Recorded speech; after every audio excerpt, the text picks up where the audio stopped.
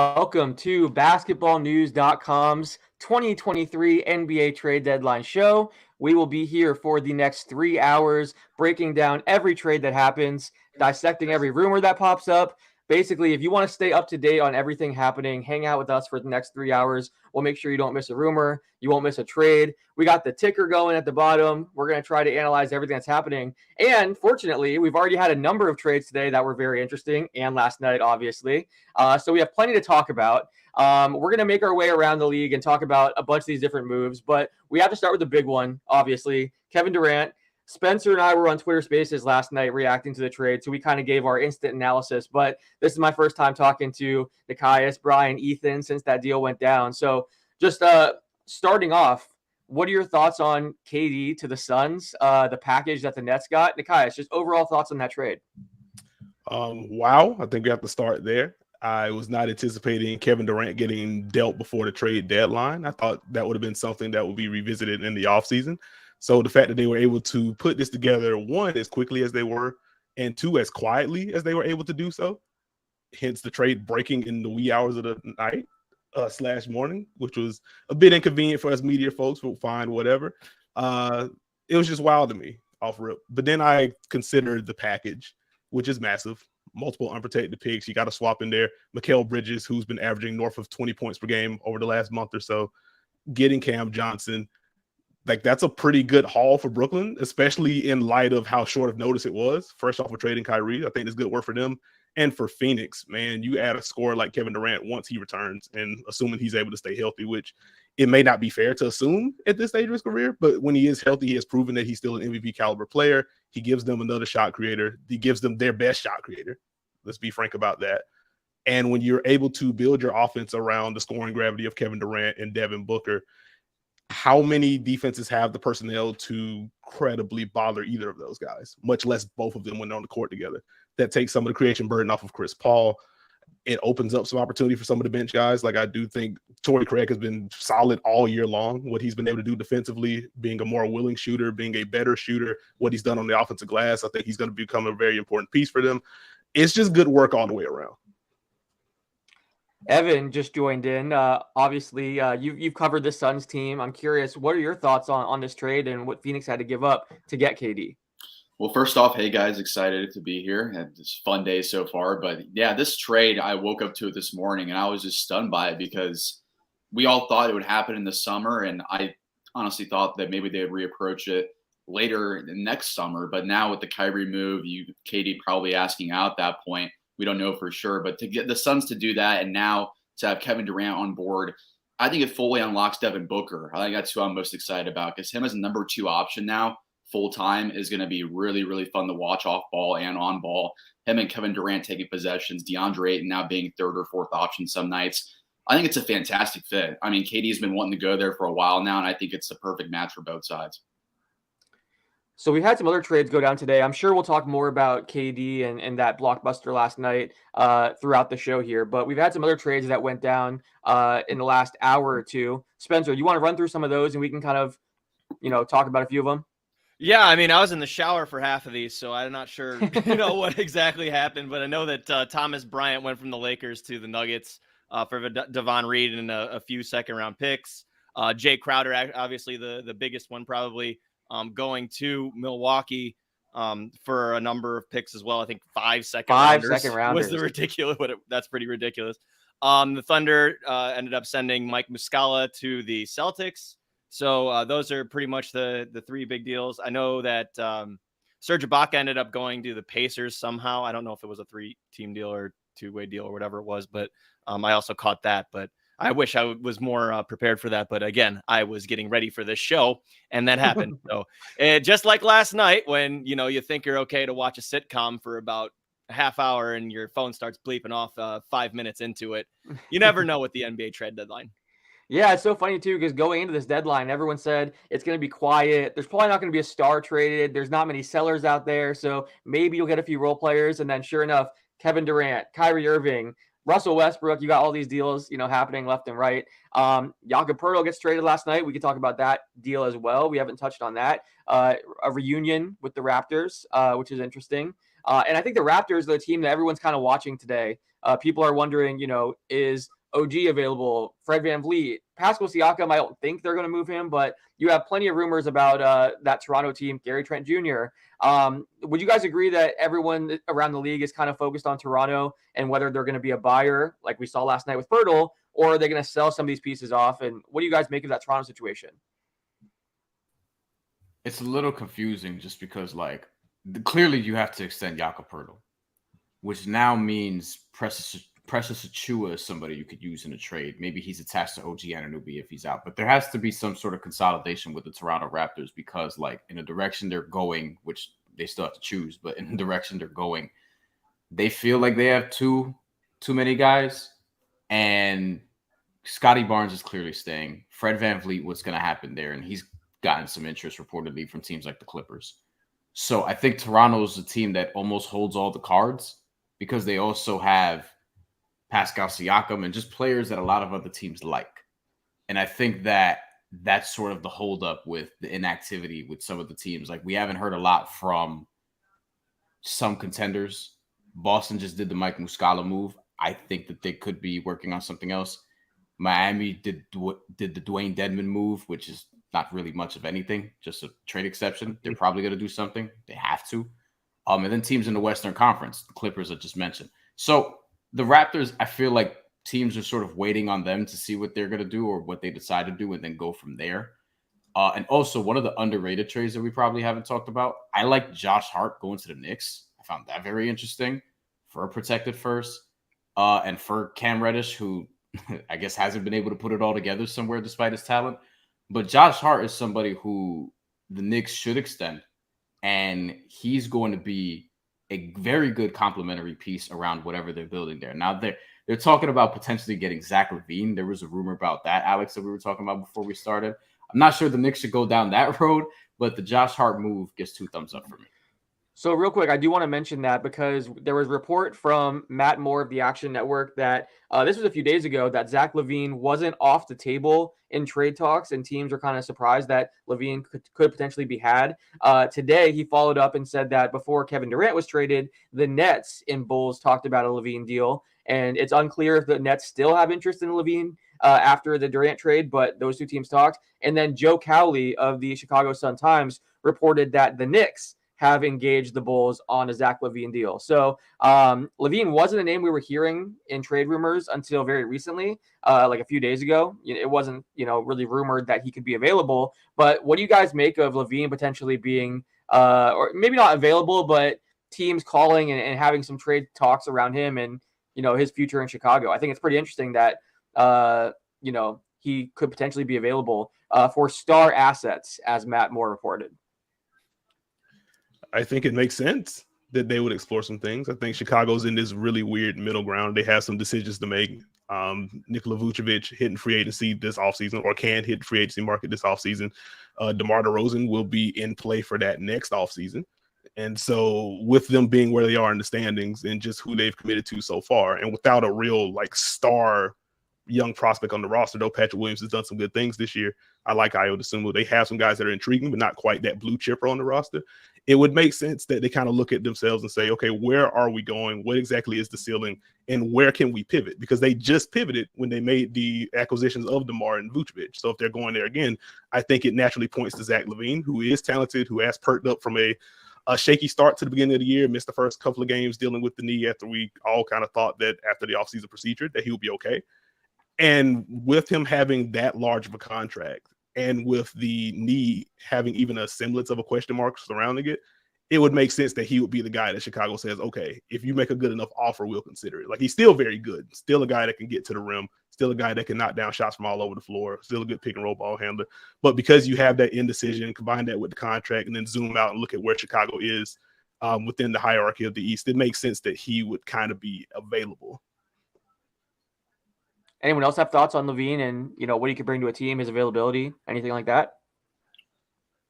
I think as far as LaVine goes, as a fit on a contender, I think he'd be a great 2 or 3 option. I don't know, like we've seen so far throughout his tenure in Chicago, I don't think he's that 1A type of player. And I think he'd fit somewhere else in that aspect. That for me, the big question now with Chicago is you like Nekias was mentioning, you go out and get Vucevic, you get DeRozan, you're in this win now window. Now you're going to pivot about 18 months later after that. It's an interesting decision to me, and one I think it's a right move for Chicago to do, to get off LaVine if they can, just because I think their window is closing up faster than expected. And I think right now I get the best assets they can, maybe get LaVine and retool on the fly if that's even a possibility.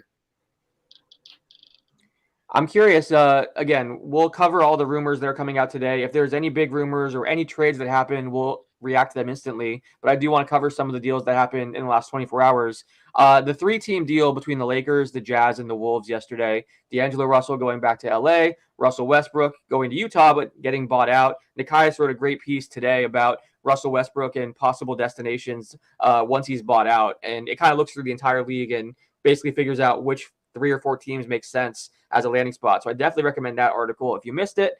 But what do you guys make of that 3-team deal? Who do you think came out on top? Obviously, it's tough to, react to a trade immediately. We'll see down the road. But thoughts on that deal, Nekias? I liked it for all 3 parties, honestly. Like for the Lakers to be able to turn Russell Westbrook, who has been solid as a bench piece. I do think there are some limitations that kind of take him from being super impactful at the stage of his career, but still a guy that provided important rim pressure and playmaking. But to turn Russ and everything that was surrounding his roster spot into 3 quality rotation players, I think you do that 10 out of 10 times, especially as you hit the deadline. And for them to be able to do that while only giving up 1 of the future picks and then also getting a protection on that pick, I think that's really good work from the Lakers. I think D'Angelo Russell should be pretty solid for them. It's going to give them a level of pull-up shooting that they simply have not had from the guard spot this year. And I think that's going to open up the floor for LeBron and Anthony Davis, provided that they stay healthy. Malik Beasley gives them at least somewhat of a movement shooting threat and just a really good guy off the catch, period. And that is an element that they have been kind of missing this year, especially the movement elements. I'll be curious to see how often he's used as like a guy coming off of flares, using him as a screener for LeBron and some of their inverted actions. I think there's going to be some real potential there. I love Jared Vanderbilt. I think he's going to be able to fly around defensively for them. I think the Lakers did a really good job. For the Wolves, getting a capital A adult in the room at the point guard position, I think is going to be helpful for them. Not to diminish what D'Angelo Russell has been able to do offensively this year. He is in the midst of his best shooting season. But I think just the level of decision-making in the half court is going to improve. And I think once you factor that in with what Conley has been able to do with Rudy Gobert in the past, and giving Gobert someone who knows how to feed him on the roll and also is willing to feed him on the roll, which hasn't been super prevalent outside of guys outside of Kyle Anderson, to be frank about it. I think that's going to be big. And I think if you make that kind of investment in Rudy Gobert with the picks that they gave up, finding a way to maximize what he does offensively when that's the big question mark, it's a smart decision for Minnesota. So I've liked it from that aspect. I've talked a lot, so I will concede the floor. But those are some of my early thoughts on the deal. I was surprised that the Jazz weren't able to get more back for that package. I thought, they could have either moved those guys in separate deals, Malik Beasley, Jared Vanderbilt, Mike Conley, to get back, just the pick, and then obviously Russ to buy him out. I don't know, especially seeing what some other role players like a Jay Crowder, some of these other pieces that have been moved, what they're going for. I'm kind of surprised that we didn't see Utah get more back in that deal. But I think it makes sense for each party involved. I think it wasn't too shocking. I do want to touch on one deal that we didn't talk about that happened like right as we were starting the stream. The Blazers acquiring Matisse Thybulle, the Sixers acquiring Jalen McDaniels, the Hornets getting multiple second-round picks. What do you guys think of that deal? I love it for the Sixers. I think Jalen McDaniels is a sneaky addition. I know a number of teams were, calling Charlotte and seeing if they could acquire him. Nice 3-and-D piece, a younger guy, I think 24 years old. He's played really well this season with his increased opportunity. Blazers obviously get a 2-time all-defensive team player at Thybulle.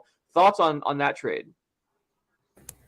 I agree. I thought it makes sense for all sides involved. I think Jalen McDaniels just gives you a little bit more offensive juice and punch than Thybulle obviously did, while at the same time still giving you versatility on defense. I do kind of like Portland taking this swing on a defense first, like we need to figure out a way to save our bottom 5 defense again type of guard in Thybulle. And while I wonder if he'll be surrounded with enough depth of offensive playmakers to help him succeed on offense, I think the Blazers, and I think I wrote about this in our roundtable, like they needed to take some kind of swing on turning this top 5 defense into something close to league average so that they can kind of move up a couple rungs in a wide open Western Conference. And so even though Thibault isn't immediately jumping out as like a game-changing piece, I think his type of immediate elite defensive impact is at least something you take a swing on, and they didn't have to give up a whole lot for it. So I think Portland made out pretty good in it too.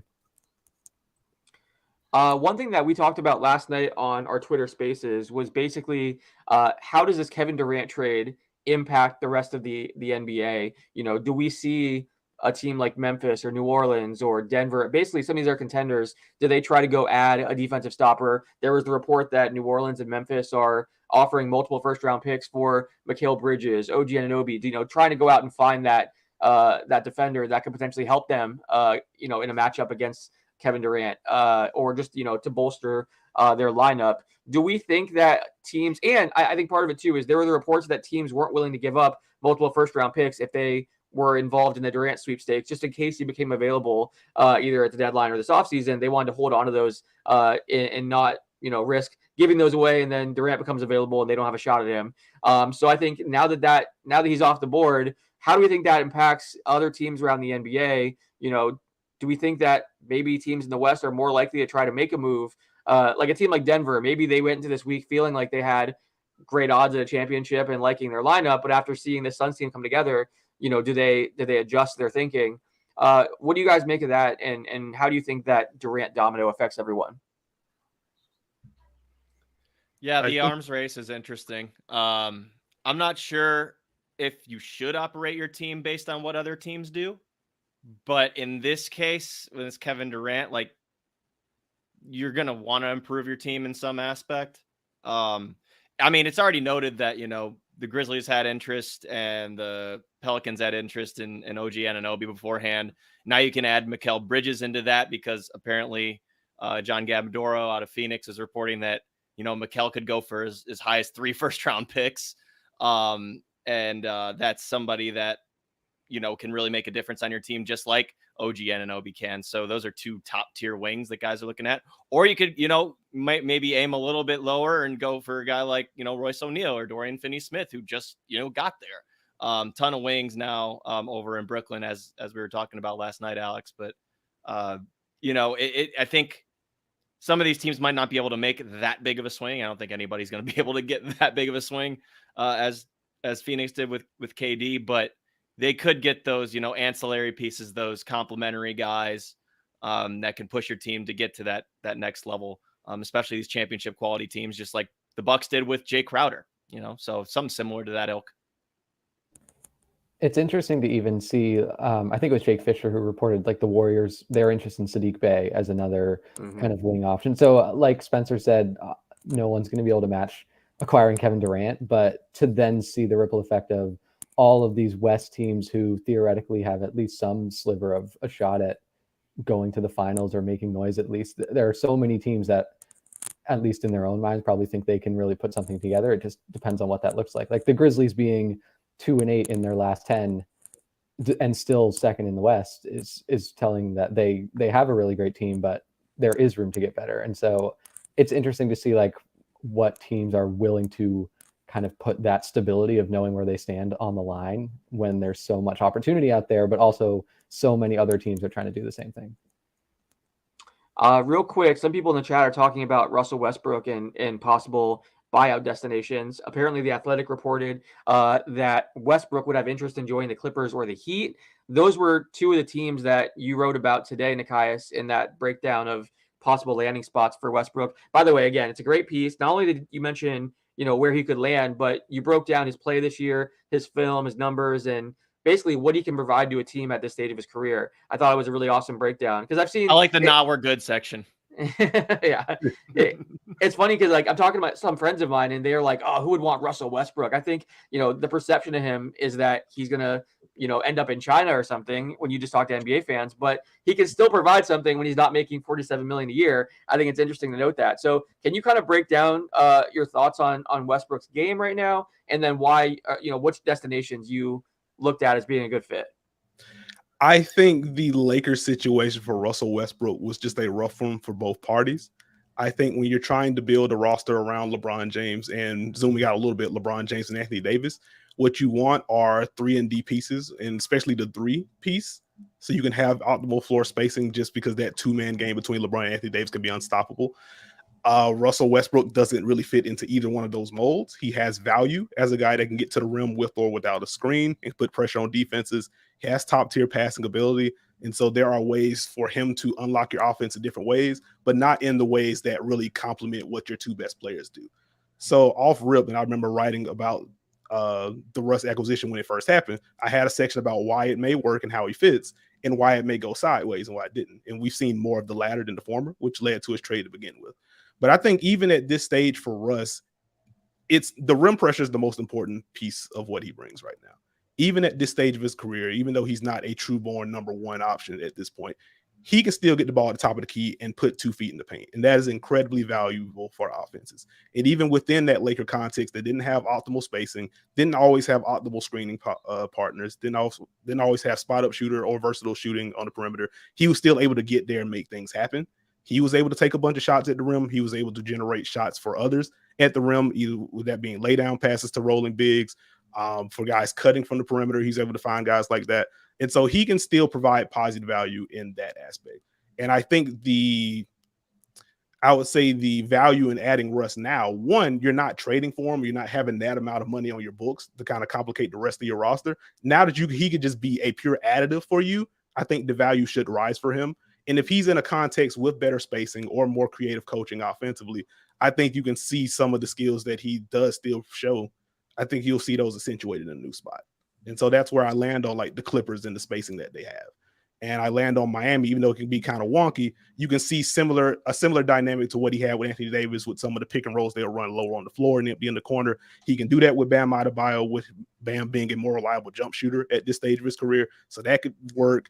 The 2-man game between Russ and Jimmy Butler, that is something that can work. If you're just asking me, like, I don't love the Miami fit. I do anticipate them being in the hunt for that, and I can see why they would be. I just think we can see a better version of Russ in a more ideal context for him.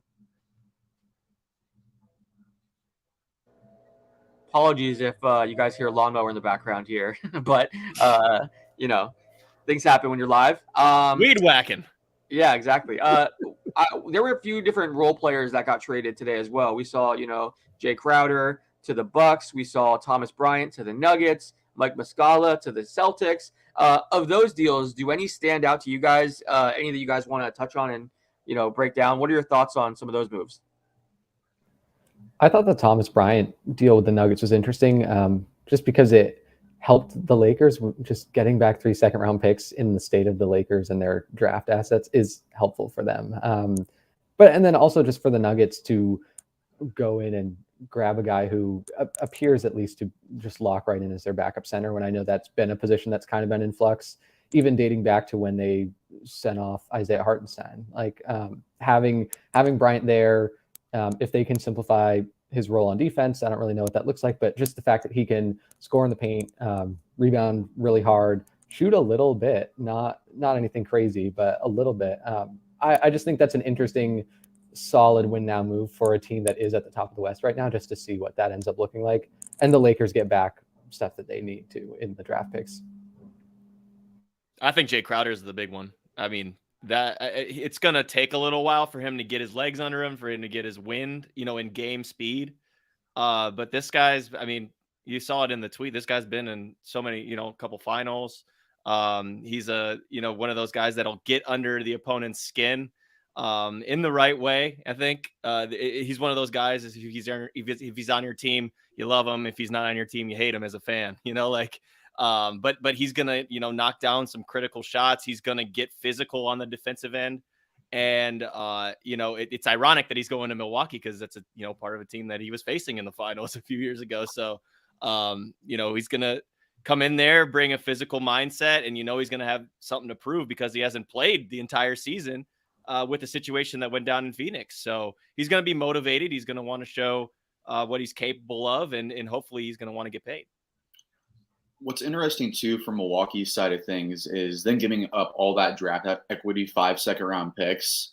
Jay Crowder, I believe, wanted an extension last offseason with the Suns, and that's why that all fizzled out there. So I think Milwaukee paying that price, I mean, I'd be stunned now if he hasn't re-signed there just with the price they paid. Yeah, no, I mean, it's like another thing like where it would be shocking, but like, the fact that PJ Tucker didn't go back there after the year that they went to the finals. I mean, you're in a similar situation. You're a little bit more prepared now just because you've had that finals experience now, and maybe, you're trying to build something, for the long term there. And then you got to think about, Chris Middleton getting paid here soon too. So like there's all that coming into effect. And I think they're trying to capitalize on their 2 to 3 year window, I guess you could call it, before they had to make some tough decisions. I will say too, along with the Bucks, because I believe it's been reported they sent out Jordan Noir to the Pacers and George Hill also to the Pacers. I don't know if that was the same trade or separate trades. But I had read Nekias' article, and the fact that he mentioned the Bucks as a Russ buyout destination, I thought was really interesting. Because the Bucks, I think, are 19th or 20th in rim frequency, and just what Russ could do for them if he is comfortable being like a second side attacker guy, because Giannis and Drew Holiday and Chris Middleton are going to handle the ball still a lot. I just would really like to see them take that kind of swing. If they have an open roster spot, they just moved one of their guards in George Hill. I think at least it would just be interesting to see them try and fit Russ in there, because I think his strengths do aid some of what Milwaukee needs right now. And this is why I had Russ in the hear me out section and not in the contender section. I was like, hey, just think about this. This is what he could add. This is how he could help kind of balance those second units. I also have what holds me back from making them like a true contender for him. One, I just haven't seen reported interest there, so I don't know if that's going to happen. But two, with some of the half-court decision-making that happens in Milwaukee, and we get some of the early shots from Chris, we get a lot of the early shots from Drew. You add Russ into the fold, and it's like, okay, closing games with Russ, Drew, Chris, and Giannis could be a lot from a decision-making standpoint. And I don't know if Bud wants to try to make that work, but I do think there's some on-court sense to make. While we're on kind of role player trades, I guess I will be the one to throw my hat in the ring on the Mike Muscala edition. There we go. For Boston. Because I saw the tweet come down the timeline. I was like, wait, that's all it took? Like multiple seconds doesn't surprise me. I thought that maybe they would have been able to get, if Jay Crowder ended up going for 5, I thought Muscala could have got 3 or 4. And then with the salary piece just being Justin Jackson, who does not factor to be in the rotation in Boston or in OKC at this point, it's like, this seems kind of light. And even just outside of how good he is, if you just look at OKC, we're in the play-in hunt. We may make the push, we may not. Versus Boston, we're a contender. We have kind of signaled to the league we want to bolster the front court. I thought there would have been more of a squeeze there at the very least. But I like the Muscala addition. I can't remember who made the tweet the other day. I want to credit them. But it's felt like with Robert Williams back in the fold, Al Horford has kind of shifted into full-blown 4 now instead of that 4-5 hybrid, which leaves the center room a little bit shallow behind Robert Williams. We've seen Luke Cornett in the jumpy jump, and he's been productive in those minutes. We just saw Blake Griffin start and knock down multiple threes, though Philly, I think, was okay with giving him those looks. Getting Mike Muscala is a big that you have to pay attention to on pick and pops or just when he's spacing. And he is someone who is not an elite defender by any stretch, so I'm not going to push that. But he has shown that he can operate in multiple coverages at the very least. And when you have him being comfortable doing that with the wing defenders that Boston has, like I don't think he's just going to be a regular season piece for Boston. I think he's someone that can give you 16, 18 minutes in the playoffs when necessary. I don't anticipate them closing. They do have better front court players ahead of him, but I think he can be a valuable piece down the stretch run. So it was a little surprising that was the price. And I do think he has a lot of utility as a shooter, as a pick and pop guy, as a spacer, and as someone who can at least he can be a do your job guy, to borrow from my co-host of the Dunker Spot, Steve Jones Jr. He can at least do that defensively. And you have incredible point of attack defenders ahead of him. I do want to say, if anyone has comments, go ahead and drop them, and we'll try our best to answer any questions. Miles Johnson, we touched on this a little bit, but he asked about Jalen McDaniels and is he going to be good for the Sixers and what he provides. Ethan, I think you did a good job summing it up that, he can be a versatile 3-and-D defender while bringing more offensively than what Matisse Thybulle did. But can we get more of an in-depth breakdown on Jalen? And if you guys have questions, like I said, just drop them in the chat. I'll try to put them on screen here. If they're on YouTube or Twitter, I'll look for them and try to get your guys' questions answered in between some of the trades that we're going to react to. But thoughts on the Jalen McDaniels addition? I have thoughts, but did anyone want to jump in first? I just finished talking, so I don't want to. Admittedly, I haven't watched too much Hornets this year, but just, I mean, from the overall, like, kind of overarching, what I've seen of Jalen McDaniels in the last couple of years, he's going to give you more size. He's going to be somebody that can give you some length. As far as where he fits in the rotation, he's not. I mean, they're going to have a ton of minutes to allocate now between PJ and Tobias and some of these guys. So it'll be interesting to see what kind of combinations they come up with. But I think for a rotational player to be acquired like that is a hell of a coup for the Sixers. I mean, they've filled the gaps the entire way. I mean, in the offseason, you go out and get DeAnthony Melton, who's been tremendous. You got PJ Tucker, and now you're adding Jalen McDaniels as a depth piece who was starting for the Hornets. Like that's a hell of a job by Daryl Morey and Elton Brand. So, but his game wise, I mean, he's obviously become offensively improved, and he's going to be great in transition. So, I mean, I love it because it just kind of, again, bolsters your depth. And, you never know with injuries that, something happens and you have somebody that can help you. And then when everyone is healthy, he can give you a boost off the bench. At least that's what I think the lineup's going to be. We'll see what Doc does.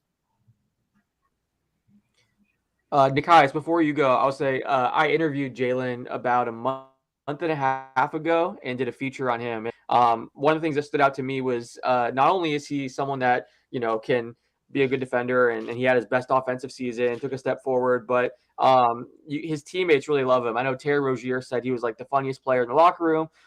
He was close with a lot of those guys. They viewed him as like a glue guy on that team. I think he can be a nice addition. I'm surprised that we didn't see Charlotte get more back. It sounded like it was just a pair of second-round picks. That's what the tweet he had. They were good for him. We heard a number of teams were showing interest in him. He's still a young player, so I'm surprised that it didn't take or that they were able to, the Sixers were able to get him for just that. Our producer here notes too that move also puts the Sixers under the luxury tax. So not only go from Matisse Thybulle to McDaniels, you get under the luxury tax as well. So some cap reasons there as well. But yeah, I think it's an interesting trade. Nekias, I know you wanted to jump in. What are your thoughts? My initial thoughts were, wow, that's pretty solid work for Philly. And then the more I thought about it, I became a little fuzzier on the deal. And it's like, okay, this is a talent upgrade for sure. I think he is better at basketball than Matisse Thybulle. I think he's the best player that's featured in this trade. I will start there. I think looking at what Philly where they want to go and how they're going to be defended in the postseason, I don't know how much changes with Jalen McDaniels in the fold. I don't think for the Hornets games that I've watched, like I don't think he's treated as a shooter. And even just looking at the box score, I think he's at 33% from three this year. So it hasn't been a high clip. Yeah, he went from like 38 to 32. It was a pretty big drop off this year. Yeah. And this is his highest volume year in 3-point shooting, if I'm not mistaken. So like just in terms of him being spaced on the floor, I don't know what that does. And depending on where he's spaced on the floor, I don't know how often he'd be utilized as a guy that can kind of crash the glass and help Philly's offensive rebounding. And depending on who he's defending, I think he is a rangy defender, and that's where most of the benefit is going to come from because he is a better offensive player than what Matisse Thybulle is. So I think Doc will have more willingness to play him, and you'll get more of that defensive impact from him. Even if Matisse is better at defense, I think you'll get more good defense from Jalen by virtue of the minutes. Depending on who he's guarding, like I don't know how often he's going to be in position to help them on the glass, which I think quietly is still Philly's biggest issue on the defensive end. It's going to be that defensive rebounding. So it's one of those things where I need to see a few games and then maybe I can kind of recalibrate from there. Because on paper, they won the talent battle. I think the size can definitely help defensively because they need another like big wing that they can trust. And I think he can fit that. But I also understand the spacing concerns will probably still be there. And considering that he is an unrestricted free agent this offseason, I think that also factors into why Charlotte was willing to let him go and get some pick equity in the building. Yeah, that feels like early career, like Jeremy Grant-ish almost, the way he plays. I can see that. I think that explains why they didn't get more back too. The fact that it might just be a rental. That's a great point. So great breakdown. I do want to welcome in Iman. She's now joining us. Iman, how are you? Good. I didn't realize I was that close to the camera. Put you on the spot. So we have to talk about Toronto, especially now that you're here. It's funny. I was about to bring them up anyway. I feel like you felt the Raptors Perfect conversation timing. coming and it summoned you. All eyes are on the Raptors at this deadline. Obviously, we saw the Jakob Poeltl trade yesterday, and now people are wondering, do we see another trade with Fred VanVleet, OG, Pascal, which I don't think they're going to move Siakam, but there have been rumors. What are your thoughts on, first of all, the Poeltl trade? Then we'll get into all the other stuff. Yeah, I'd been mentally preparing for the Raptors to be sellers, and then they did what my heart wanted, which was buyers at the deadline. But no, I think that they're probably going to still make a move. And I'm looking at OG Anunoby specifically. I don't know if you guys know this, but Gary Trent Jr. has like an event at 3:30 here in the city today. So that's probably a sign, something that had been in the works for a while. So I'm assuming there must be word there that he's probably staying. Otherwise, that would be really awkward. That's poor planning. Yeah, 3:30, the trade deadline, where it's pouring outside, so it's not great. But so I would imagine that Gary still stays. I mean, the Raptors are just a shade under the tax. They have 3 unrestricted free agents heading into next season if they keep Jakob, Fred, and Gary Trent Jr. So it's going to be hard for them to retain all of them. But I have to imagine that just trading Jakob Poeltl means, and especially with the pick only being protected as the top 6, I would have to imagine that means they're going to go all in for it. Jakob Poeltl is Pascal Siakam's best friend. The bench mob has been reunited. That's Fred VanVleet, Pascal Siakam, and Jakob Poeltl all together. And so you need a point guard. I think like a lot of Raptor fans are looking at like, can you shop Fred VanVleet? He's someone who maybe the Clippers are after, some of the other guys, but if your plan is to go all in onto what this team is, you still need Fred VanVleet, right? Like the Clippers will tell you desperately need a point guard. I mean, the Heat need a point guard. The Mavs just got theirs. And so I just don't see the Raptors giving up Fred VanVleet if they don't have anyone to sort of take over that mantle. A lot of people are pointing to Scotty Barnes, and I think that's probably why you're not in the market for Tyus Jones, is because you look at Fred and Scotty together and think that you have maybe 48 minutes of some point guard play there. But I don't think that with Pascal being 29 almost, 28, 29 this in April, I don't know that you're looking at banking on Scotty Barnes really taking over that mantle as of next season. So I think Fred still stays, which really sort of points to OG Anunoby as the piece that's going. That's the one that sort of makes the most sense to me right now when you look at this Raptors roster. By getting Jakob Poeltl, they were able to trade Khem Birch, who had no minutes, was not getting any time on the floor, for a rotation piece. And what the Raptors desperately needed was just bodies. They desperately needed a center. They desperately needed rim protection. Eric Green had the numbers there. With Christian Koloko as a starting center, the Raptors' defensive rating was 103 point something. And then in the minutes where he didn't play, they had like a 116 defensive rating and have just been absolutely abysmal. So just having someone on the back line of the defense, having a rim protector there, I think just makes the Raptors in win now mode as is. So I think they keep Fred VanVleet. It makes sense for the timeline. And I think OG Anunoby is the piece that you look to trade to hopefully get assets and replenish your bench. Yeah, I mean, there was a report that Memphis, New Orleans, they're offering multiple first-round picks. The Knicks were also mentioned as a destination for OG. Is there what do you think that they should be asking for? And again, a lot of picks. The fact that there's so many teams interested, I think Jake Fisher reported the other day that there's like 8 or 9 teams showing significant interest. So you should be able to get a nice haul when there's a bidding war like that. What kind of return would you want for OG? So the asking price was 3 picks, but like I think one, yes, hopefully having a pick, especially if you're giving up next year's, would be nice. But you need shooting on this team. And you just need rotation guys. Need guys who are able to slot in. I see a lot of people sort of pushing the Dillon Brooks train, and that doesn't make sense to me because, again, another unrestricted free agent. I don't think the Raptors are looking to go into the summer with 4 guys that they're going to have to pay. Personally, yes, Nick Nurse is the Team Canada coach, but I don't really want Dylan Brooks if I'm going to get any player from the Canadian national team. So I don't know. Like it's interesting. I think it's going to be a team in the West. I just think that they have most of the assets. I'm not sure that the Knicks really, the picks that they have to offer, something that the Raptors are going to be interested in.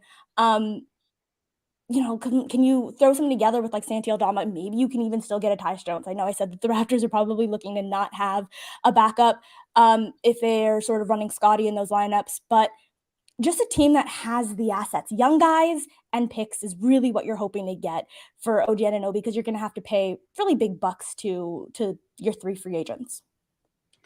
Real quick, we do have some news here. It's a rumor. Jake Fisher says that James Wiseman is being discussed. Golden State is talking with Portland, San Antonio, and Detroit about a possible James Wiseman deal. Not only has Wiseman disappointed, but he's set to make $12 million next year. And when you look at Golden State, they're already a team this year that is hit with the repeater tax. Next year, if you just look at, let's say Draymond Green opts out, and you're just looking at their core players of Steph, Klay Thompson, Andrew Wiggins, Jordan Poole, and the young guys, including Wiseman, their payroll would be $182 million, and they would have a luxury tax bill around $170 million again. So, I mean, I could see them moving on from Wiseman in that $12 million contract just so they don't have to pay the crazy luxury tax, repeater tax penalty with that. So not only is there basketball reasons to potentially make that trade, but there are some significant cap reasons as well. What do you guys make of Wiseman being available, and do you like any of those destinations? And, Nekias, I saw you reacted on Twitter, I believe, to the Detroit rumor. What are your thoughts on that? Someone has to save Troy Weaver from himself. Don't trade for James Wiseman, dog. That you're already doing the double big thing. You're towards the bottom of the standings, which I would assume means that you have an eye on another big man prospect. You have Marvin Bagley. You leave that alone.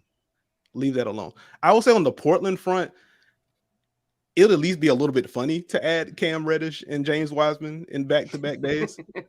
And considering that Cam Reddish. Yeah, and considering that Portland's major issue this season has been defense, particularly after the first 15 games of the year. I think they were a top 10 defense through the first 15 games of the year, and they've been like 28th since then. I don't think getting James Wiseman into the fold is what you want to do. You've already been trying to sort through what your ideal coverage is for Nurk. You're playing a lot more Drew Eubanks than you anticipated. I don't know how James Wiseman really factors into that. I think San Antonio is going to be the spot among those three if you're going to do that. I think that's a low pressure situation for him. You just traded Jakob Poeltl. There's going to be playing time for center, though. Just a quick hat tip to what Charles Bassey's been able to do. Not sure why he didn't get more burn in Philly, but that's neither here nor there. But there's room for center minutes for James Wiseman in a low pressure situation. I think that's the best situation for him. There was a report that Moses Moody is also available. I guess the Warriors have said that they're not willing to trade Jonathan Kuminga, but Wiseman and Moody are both available. Again, I think there's cap reasons for that. This is a team that has the second highest payroll in the NBA this year. The last 2 seasons, they've had the highest payroll. They set an NBA record $170 million as far as their luxury tax bill last year. That was a record. And then they're breaking that record this year with $176 million luxury tax bill. So, I mean, ownership has been willing to pay that. But at some point, if you can reduce that bill even, whether it's moving off from a Wiseman, obviously they want to improve, I'm sure, too, after seeing Phoenix get better and, trying to keep up in the Western Conference. But just not only are there basketball reasons, there's also cap reasons to make these a deal involving Wiseman and maybe Moody. We'll see. Let's see if there are any rumors that you guys spot too. Feel free to shout them out. Well, Alex, you mentioned John Collins also, and I feel like he's probably worth spending a couple minutes on because again, he's in trade rumors, and this year I actually think there are a couple teams where he would fit on, but I'm not sure if they're going to want his long-term commitment because he's on a long-term contract, and Atlanta's probably not going to get a ton of value for that. I was trying to actually figure out a way to get him to OKC just because I feel like that would be fun, but like the math couldn't quite get there without using Lou Dort, and OKC's not doing that. And Miami's probably the team that I have circled that they should at this point, because they've been too quiet, and they should probably get into John Collins' game. There's something you could do there with maybe, obviously you're going to Duncan Robinson's contract. You're probably going to have to throw in a useful role player like Caleb Martin, and you're probably going to have to throw in a protected first or some sort of first-round compensation in order to make that work. You would be doing Atlanta a solid by taking John Collins' long-term contract back, but I feel like that's something that would make sense. And then some other areas like, other teams are already adding fours. The Nets were probably somebody, but they have too much activity. I don't even know who's on their damn roster right now because they keep moving pieces around. But yeah, John Collins is somebody that I'm curious to see where he ends up. And then with the Clippers, there were reports about potentially Paul George reaching out to Russell Westbrook and trying to recruit him already. I think Ramona Shelburne had that a little while ago. If he were to get bought out, and then we started to think about him potentially like going to either the Clippers or the Heat. I don't think the Heat make a lot of sense because Russell Westbrook and Victor Oladipo as the backup backcourt probably would pound the air out of the ball on many possessions. So I don't think that would make a lot of sense. But in terms of the Clippers, I think they're a team that should get active because they still have some, a consolidate. They have a lot of fours that they have to basically move off of at least one or two of them dudes because they have to figure out something with their roster at this point. And a lot of their peers are being active, and the Clippers kind of have a high pressure situation where they need to win now, and they need to take some steps to do that quickly. I saw someone in the comments mention that the Suns were the best fit for Collins before making the Durant trade. And I think that's interesting because Woj actually reported last night, he didn't put it on Twitter, but it was in his article about the Durant trade that the Suns were talking about a Collins deal. And they basically were pivoting away from the KD talks and were closing in on a John Collins trade. And then ownership stepped in and decided to make one last push for KD. Obviously, the trade gets done. We see that blockbuster, but it sounded like the Suns were potentially on the verge of adding Collins if the KD thing didn't happen. So I'm sure Atlanta was kind of banking on that landing spot. It's interesting. I'm not sure what other – I know Utah has been mentioned as a possibility. There have been a few teams that were mentioned for John Collins. Does anyone else have any thoughts on Collins and where he might fit? This might be like an underrated team because I actually think they should go the other direction. I think they're a year or two away. But I think just as far as the way he's played this year and how he makes everyone around him better, I think he'd be great in Indiana with Tyrese Halliburton and Miles Turner. That'd be an amazing fit there just with the lob combinations. He can shoot. He can space the floor. Miles can protect him defensively. And they have a little bit of a glut of a big man depth. They have Daniel Tice, Isaiah Jackson, Jalen Smith. So I wouldn't be surprised if they consolidate some of those young guys there and helped out Atlanta to get off that Collins contract. I think it makes a lot of sense there. People actually, Patrick Tolbert asked us about the Pacers and what we could see from them. We saw some minor moves earlier. Anything else we could see from Indiana? It felt like, all the talk about Indiana felt like it was surrounding Miles Turner and Buddy Hield, and then they extend Turner. They've said he's off the trade market. What are your thoughts on the Pacers and maybe what we could see from them today, if anything? I don't know if we see anything major from the Pacers today. It feels very much like salary dumping ground, get some picks in the building would be my read on it. If they do target a player, it would be nice if they got an actual four. Like I feel like the roster is very much a whole bunch of guards and then some guys that are best utilized at the five. They don't really have a forward, it doesn't feel like. Outside of O'Shea Brissett, who I don't know how he factors into their long-term plans. There's been a lot of Aaron Nesmith at the four this year, and he has done a pretty good job this year. But that's the type of player. It may not be John Collins. I'm actually curious to see how Miles Turner would feel about that if John Collins came. And like this is the first time in Miles Turner's career that he's actually gotten to be a pick and roll partner and not just someone that spaces the floor. To have like a guy like Sabonis operate on the interior, I wonder what that would be like from him, just like emotionally. I do see the on-court fit, though, but that would be something I would keep in mind. But I don't think we see too much traction from Indiana. Chris Duarte feels like a guy that could wind up somewhere else and potentially on a good team on an affordable salary. I can see playoff moments where he's coming off the bench in a rotation and actually, making plays, particularly on the defensive end for a good team. And he's somebody who's only at about $4 million this year. And his option is picked up for next year already at over $4 million. And his fourth year would just be like sub $6 million. Like I would probably try to get him if I were a good team. And if Indiana was out there just, trying to give him away because it doesn't like they might not keep him either. So that's somebody I would probably circle on that roster. And then on the higher end, Buddy Hield, but it doesn't feel like he's going to go anywhere for right now. Real quick, I want to ask about the Brooklyn Nets because even though obviously they pulled off the big trade last night, they are reportedly still very active. They're having talks about Spencer Dinwiddie, Dorian Finney-Smith. I don't know if Mikal Bridges is available. It sounds like they're going to hold on to him, but you had the Pelicans and Grizzlies and numerous teams calling about Mikal to see if they'd be open to flipping him. Among other pieces, they have a number. I mean, who knows what the Nets do? They could keep. They obviously traded Jay Crowder after acquiring him last night. When you look at that team, and Spencer and I talked about this last night on Twitter Spaces, they just have so many pieces that are similar. A lot of redundant wings. Thoughts on what we could see the Nets do? Do we see Dinwiddie get traded today? Could you see a Mikal Bridges type move? Like, what are you guys thinking about the Nets and what's next for them after the KD blockbuster? It's interesting too because we saw them make that trade the other day. Ethan and I were talking about this before we went on the air here. They made the trade choosing the Mavericks package instead of the Lakers package, and it felt like that was a win now move to put pieces around Durant. And I wonder if something changed in the 24 hours, 48 hours after that trade, because it seemed like they went from putting pieces around Durant and kind of going for win now pieces to potentially now blowing it up and making more like type of rebuilding moves. So I wonder if some of those guys that they acquired, whether it's, Dorian Finney-Smith, Spencer Dinwiddie, if those guys could be available now that the situation's a bit different.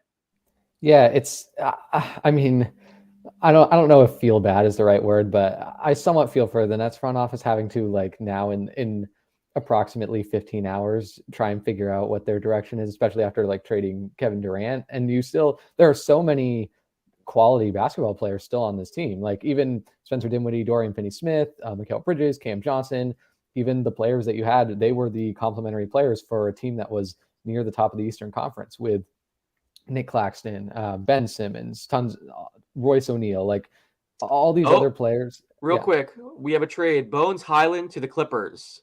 So they're going to be out of the buyout market.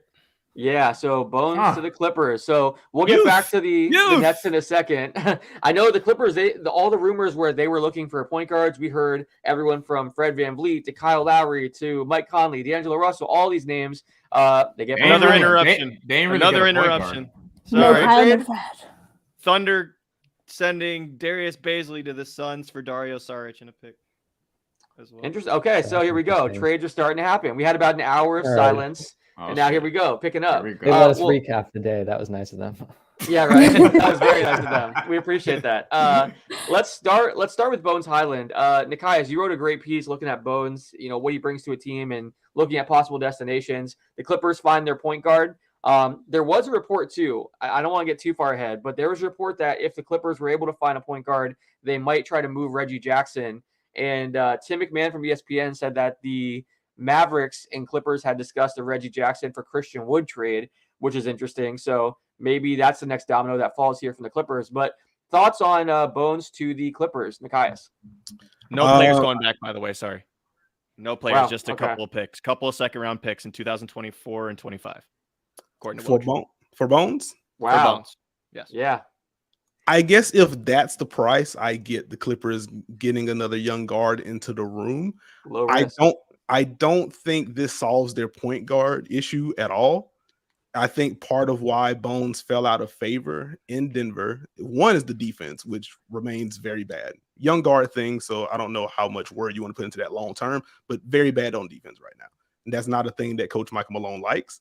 And then offensively, Bones running an offense versus Bones doing things with the ball are two very different things. And I think if your argument for the Clippers adding a point guard in general is, hey, we want more direction in the half court, Bones Highland does not solve that in the least bit. He is still talented. I think the pull-up shooting is going to be important. The Clippers have pushed the ball in transition more than they have the last 2 years. I think Bones can definitely add to that with that second unit. But I don't know if this solves the issue. This feels very much like if this is all he costs, then we'll get him and let's figure it out. Right. And so I think that's more where this is versus this is the point guard void. Here we go. Are you surprised that Denver didn't get more in return? I'm surprised they didn't. I guess it's tough whenever there's rumors that the guy's disgruntled and everyone knows he's available. It's a bit difficult. Yeah, like that makes me think like, okay, what else is going on behind the scenes? And like there were some tweets about like friends of his or family members tweeting it. Another trade, guys. Oh my gosh. The Warriors are trading James Wiseman to the Pistons for Sadiq Bey. Nekias, he didn't listen to you. Troy, what are you doing? Troy. they got Sadiq Bey for him too. That's damn. That's great for the Warriors. I love that. I mean, Wow. I get why the Pistons, theoretically would do that, but I love that for the Warriors. How many centers do they have now? This is like when they signed I Mason love Plumlee the to Pistons start free just agency a doing few years this. ago. Jalil, they had Any center that was a high pick that doesn't work out, trade him to the Pistons. I love this. This is fun. I am very confused, but that's neither here nor there. On the Bones front, yeah. It makes me wonder. I'm not even. I am protecting my energy. On the Bones front, like it makes me think like there's something else happening on the back end, and as someone that does not have sources, I just can't speak to that. But just broadly, I'm surprised that the Nuggets didn't even try to get a player for Bones. I think that's where I land. I think if you were going to go the pick route, it would have been like a future first that has some light protections on it. If you're going to go just him for picks, the fact is for seconds. I thought they would have prioritized. Sorry, Sadiq Bey is on the way to the Hawks in a multi-team trade, so he is not going to the Warriors. This is why you don't report it this way. This could be Gotta be first. The Gotta agent be has first. the Gotta be agent first. the agent has to send it in one text. That's the problem. Here comes your rant. Here comes your rant. They all see this in Slack all the time about me being grumpy. This is why. Are they getting John Bey Collins to Atlanta? Yeah, John Collins, right? His salary is way too big. I'm still mad at Detroit. What does this do? The guys can't get past Troy Weaver here. You guys are focusing on the wrong thing. Start Marvin Bagley at point guard and go from there. It's all good. Is it the all Hawks are sending 5 second-round picks to the Warriors for Sadiq Bey. Wait. What? Spencer, you said Bagley at the one? The Hawks are sending Bagley at the one. the Hawks are sending 5 second-round picks to the Warriors. Whoa. So we've seen two. What is it with today. 5 second-round picks today? Jay Crowder went for 5, and now Sadiq Bey gets 5 second-round picks. Okay, so Bones Highland should be feel disrespected right now. So how do you feel about the? Yeah, seriously. How do you feel then if you're the Warriors, you're trading away Wiseman for 5 second-round picks. You're not getting Sadiq Bey. So again, they clear that salary off their books. Yeah, it's smart from a luxury tax standpoint, but you get 5 second-round picks. I think a lot of people are thinking that they might try to flip Wiseman for like a win now piece, especially after seeing the Suns get better. Thoughts on this for the Warriors? It really does just seem like a money type of play. What win now piece could they have flipped Wiseman for? Like that's the thing. Like what? Sadiq Bey, I guess. Okay. But you're right. I'm sure they did get flipped for Sadiq Bey, so that's fair. I'm sure they had a lot of conversations, and maybe they just felt this is the best option, or ownership may have, stepped in and said, "Hey, we need to save some money." I don't know. Well, with what second-round picks can get you and afford you, apparently these 5 second-rounders they're getting back could get them a win now piece. Before today, I don't know if I've ever seen a trade where a guy's been dealt for 5 second-round picks, and now we've seen 2 of them in the last hour and a half. Like, kind of crazy. Second-rounders are worth something, people. Anytime you scoff at a second-round pick deal, remember, they collect those bastards. They're going to end up using them down the line. Teams have like no first left, and they're doing everything they can to not trade any more first-round picks. So they're just trading as many second-rounders as possible. My question is, how many of those are actually going to convey? Like, I'd like to see the protections on those, and will all 5 go over? I mean, at some point, if you're like the Warriors, I guess they have 10 players in their contract next year. But are you going to even be able to use 5 second-round picks and keep those guys on your roster over the next couple of years? Like, that's what I'm saying. So, pretty interesting. It seems like it's mostly about the money, but people in the comments are saying the same thing that I was just mentioning about. Let's see what the protections are and if these will actually convey. That's going to be interesting. How many 2 big lineups are Detroit going to try to run? I'm sorry. Troy Weaver broke Nekias. Dude, Bagley, Durant, and Wiseman all in the same floor. Isaiah Stewart. Let's go. Isaiah Stewart, too. And Beef Stew also. Yep.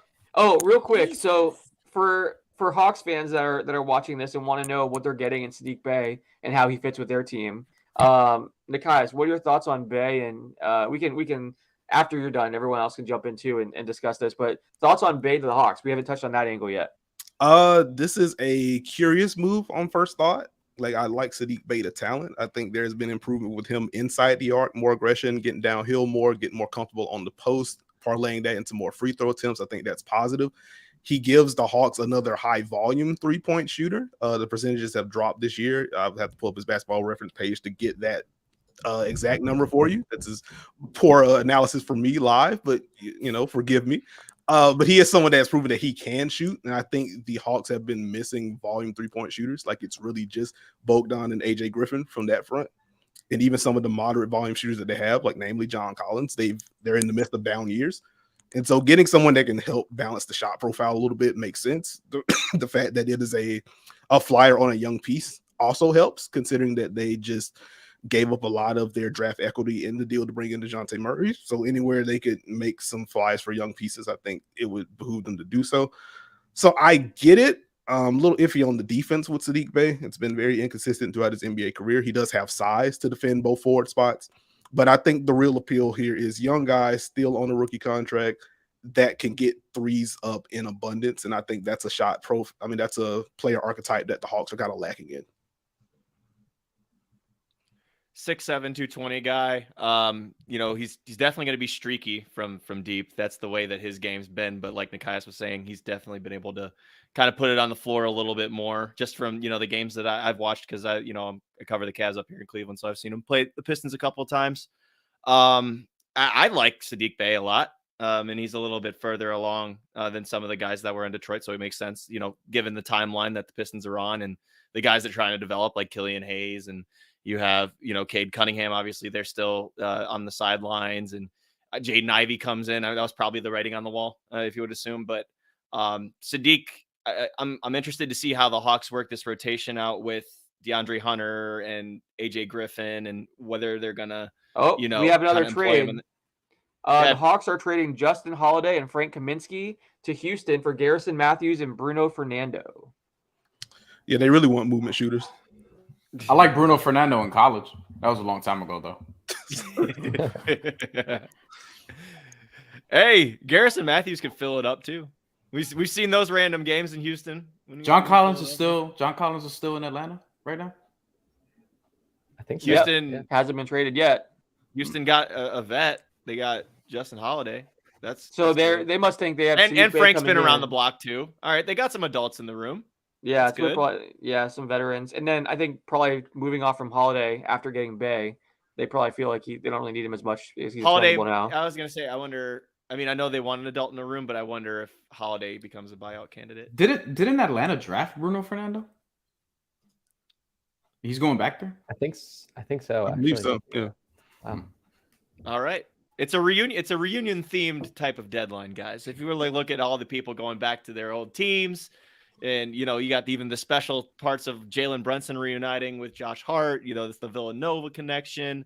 I think there's like 4 or 5 times this has happened. D'Angelo Russell, Jakob Poeltl. TJ Warren going back to the Suns. No one talks about TJ Warren being in that deal. Like Dinwiddie to the Nets. That was a big one. I'm actually curious, there are a couple teams that we've really haven't heard anything from that I'm expecting them, or at least they should do something in the last hour. Memphis being one, Miami being another. New Orleans, Chicago, New Orleans. I'm kind of wondering when that domino is going to come for each of those teams, because I feel like they all have to do something. Memphis, especially given what their peers are doing. Sorry, can I ask what are you expecting from Miami at this deadline? Well, Miami, it depends, but they obviously they're trying to move Kyle Lowry. I don't know if they're going to be successful in doing that. Buy him out, guys. We'll take him off waivers. Put them back together. I don't think they're going to buy him out, but I think because he's going to be expiring in the summer, and I think that's something there. Before you got on him, I was talking about the potential of them getting John Collins, because given their assets and given John Collins' long-term contract, it's one of the only trades you could probably make without giving up too much. Otherwise, it would overexhaust their assets, and then you're talking about doing like Duncan Robinson, throwing in Caleb Martin, some sort of first-round pick. And then maybe you take John Collins away from the Atlanta Hawks, who's on a long-term contract that they evidently don't want to keep him because they keep trying to trade him. That's probably the best you could do at this point. I don't think OG Anunoby is feasible, even though the two teams have talked. I don't think they're going to have enough to get in that game. I think Memphis could, but I don't think Memphis seems like they want to overplay their hand at that. But I think that's kind of where I'm looking at. Like OG and John Collins, the dominoes have to fall. I could see a scenario where OG winds up going to Memphis and Toronto gets some stuff back. Then I could see a scenario where John Collins goes to the Heat and Atlanta gets a pick out of it. But we haven't seen that yet. Fair enough. You're muted, Alex. Oh, Alex. I am muted. So finally have some trades go down. It was quiet for a bit. We have 55 minutes. 55 minutes. I can't do math until the trade deadline. So we're going to hang out here until 4 p.m. breaking down all the moves. So as things continue to pop up, we will make sure you guys don't miss anything. We'll discuss all the rumors. And then, as trades continue to happen, we'll break them down. Is there any trade that happened that we didn't get a chance to dissect? I feel like we touched on all of them. Is there anything we missed? There's certain angles that we haven't hit on. Like, for example, the teams that aren't in the win now situation, we didn't really talk about why the Jazz made the move they did, I from my perspective, more about the pick overhaul. And I want to kind of talk about that when you were sharing it earlier. Why would the Jazz do this? Well, I mean, they already got a crap load of picks. Like, what do you have to have that same price tag for every deal? I mean, in addition, you're just opening up time for guys like Colin Sexton and Ochai Agbaji to get more playing time and to get more experience as you're trying to kind of form what your core is. So, I mean, is it a little bit less of a price than what you gave up for, especially a lot of teams wanted Malik Beasley and Jared Vanderbilt and Mike Conley, one of your top veterans. Yeah. But it's about what the move is about. It's not necessarily about, the price. And again, what they were able to accomplish in the Rudy Gobert deal kind of, for me, it just says, okay, they could do whatever the hell they want now. Like, you're not going to keep all those first round picks. And, they've already stockpiled a ton of them. So I don't think it's that egregious that they, made that move and didn't get that much in return. It's more about, I don't want to say this from what these guys were doing to the team, but an addition by subtraction because of what it does for your young players. And I think that's where Danny Ainge did a good job and just able to kind of let the young guys take over from here on out. Any other angles you want to touch on from these past trades, or do we want to move on to other teams or players that were interested in seeing something happen? What do you guys Brooklyn think? now has only 6 3-and-D wings, so that's good. So I think they can just moving on. You were mentioning it earlier, the redundancy of some of the guys like Royce O'Neal, Dorian Finney-Smith, Mikal Bridges. Obviously there are better versions of one another, but archetype wise, very similar guys. Outside of Mikal, I shouldn't put Mikal in that category because he's had a terrific season and has really developed offensively. Cam Johnson, same thing. But in a nutshell, I feel like Royce O'Neal and Dorian Finney-Smith very similar. Dorian has a little bit more length, maybe a little bit more strength, but very similar guys. And I'm wondering what they do from here on out. Is Cam Thomas going to be the guy they spotlight because he scored 40 in a row for three straight games? Is Nick Claxton are they going to depend on him to be the offensive player he's been the last, month and a half? I'm really interested to see what their direction is. I don't know if I thought they came out good in the deal because they got 4 unprotecteds. I was saying too, and you get these second round picks back for Jay Crowder, and you're looking at, they're basically undoing the Houston James Harden trade from a couple years ago. Yeah. And they've replenished effectively reversed their cupboard. That. Yeah. They're not, we do have another big rumor here. According to Shams, the Warriors, Grizzlies, and Pelicans are the teams that are in the mix for OG Anunoby. So those talks are still taking place for OG. The Warriors haven't been mentioned. That's a new one. We've heard Grizzlies, we've heard Pelicans. There were some other teams like the Knicks that were mentioned in recent days, but now we're hearing the Warriors are one of those teams that are continuing to show interest or popping up there. So OG, Iman, you broke it down for us earlier and said that would be the player you're trying to trade if you're the Raptors. I think it makes the most sense, but there's only one person from Team Canada that I want on this team, and he will not be moved. Sam Presti, I've been begging for years. But I think to Spencer's point, there are a lot of 3-and-D wings on the Nets right now. And the Raptors are in a situation where they don't have to trade OG. He is not one of their expirings. Masai Ujiri usually doesn't operate from a place of like, pressure from other teams wanting one of his guys, especially if it's not an expiring. I mean, he let Kyle Lowry go up until, free agency and turned it into a sign and trade there. A lot of people point to the fact that Masai Ujiri doesn't like to make moves at the deadline. But he has made a lot of moves, but they've always been buyer type moves and not seller type moves because he would prefer to make those moves in the offseason. Any team that's interested in OG right now is probably still going to be interested in OG come the end of the season. But I think to Spencer's point, you look at the Nets, they've got a bunch of 3-and-D guys for any team that's looking. Oh yeah, sorry. We have a trade. The Houston Rockets have traded Eric Gordon to the Los Angeles Clippers. So that reunions keep happening. So many reunions. It's crazy. It's a big happy family. Okay. There's definitely something to be said. There's something to be said for having spent time with a guy behind the scenes and knowing what he brings to a team in the locker room, knowing how hard he works, all that kind of stuff. Like clearly these teams are familiar with these players and know what they're getting, and it kind of makes you can trust the player a bit more when you are familiar with them and you have experience, especially if the guy spent years with you. Now with this situation, Gordon was significantly younger when he was a Clipper last, but just knowing the guy, knowing everyone in their camp and stuff, that I'm sure that does help some of these trades. But yeah, so we can get back. I believe don't quote me on this, but people are commenting saying that Shams said the Warriors are the front runner for OG at the moment, which is interesting. So we'll keep an eye on that situation. We can get back to OG here in a bit as more things pop up. But let's talk about this Eric Gordon move. I feel like Eric Gordon, to be clear, not Aaron. Eric Gordon has been popping up in trade rumors for like 2 years now. Everyone, they wanted a first-round pick. That's what we kept hearing. At one point, they wanted 2 first-round picks or like a lottery pick, but it was never enough. This year, people were wondering, could he be a buyout candidate if he didn't get traded? But here we are. The Clippers go get their guy. So they go after multi-team deal too. Multi-team deal. What are the details? There is no details. This is why I hate the process. This is why. Okay, it's so annoying. It's a multi-team deal. We don't know the third team or fourth team, whatever. It could be 20 teams. We'll see what they say. Gotta be first. Once we have those details, we'll go ahead and share that.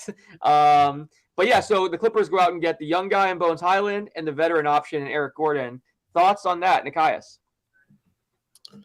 Well, I am very much searching Twitter to see like what these details are.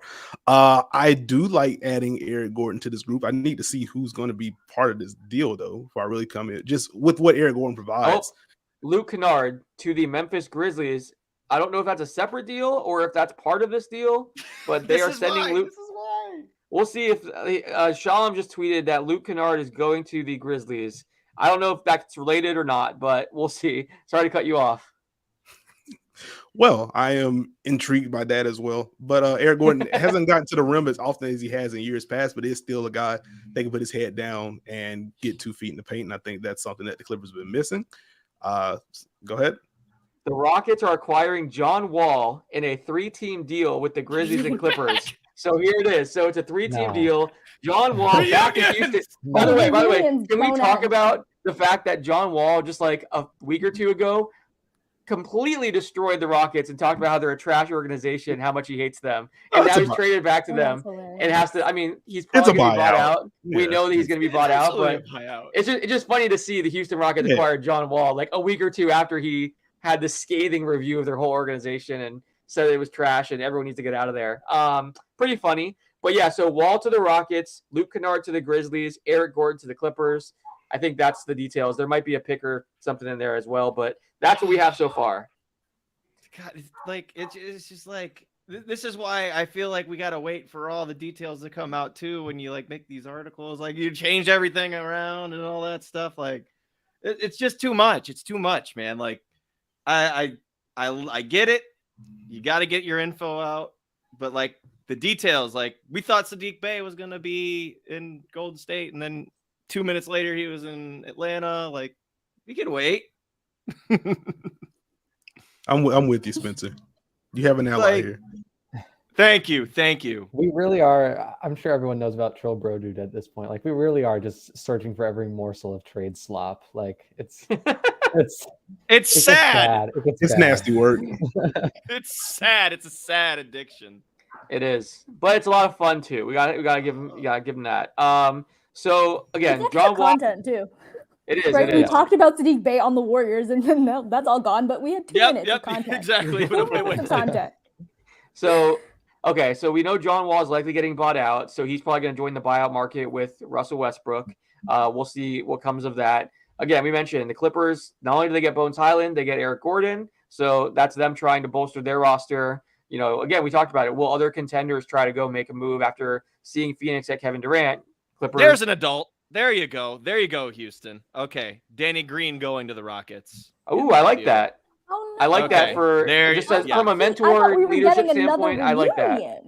I thought if Memphis made a deal, we'd get some Danny back. So that's another element of this. Danny Green to Houston. I'm sure that's them just trying to have a veteran presence in the locker room kind of deal. Say it again. Oh yeah, or a buyout. That's true. Yeah. I was gonna say depending on what he wants. Very interesting. Okay, so what do we think about Luke Kennard to Memphis? We haven't talked about that side of this yet. Never rushed around Ja with shooting. Yeah, and he'd kind of fallen out of the Clippers rotation at this point anyway. So it's a solid buy low. I like it. He's been one of the best 3-point shooters in the league the last 2 or 3 seasons. A guy that can operate some secondary actions for you. I wonder how much of the early Desmond Bane injury kind of influenced this. Like, okay, like not only is Desmond Bane really good, but the type of shooting that he provides really isn't replicable anywhere else on the roster, even if we have some guys that can fill in the spot up. So let's get Luke in here. So in case like Desmond gets hurt again, or just so we can have another one of those guys and kind of keep some of the offensive continuity, that would make some sense. And it appears that it didn't cost much to bring him in the building. So I like Grizzlies needed some shooting too. I mean, you add that with Tyus Jones in the bench unit, like that's some good offensive firepower. Let's see. In the spirit of 5 second-round picks, the Clippers did get 5 second-rounders, right? They got 3 from the Clippers. I mean, the 3 from the Grizzlies right now, and then the 2 from the Bones Island deal. Oh so my gosh. or they gave wow. Oh, this is the second-round pick trade deadline. How about that? Very interesting. So, no surprise. Chris Haynes adds that the Rockets are planning to buy out John Wall, as we anticipated. Shams here we go. OG's, the Warriors are their favorites for OG.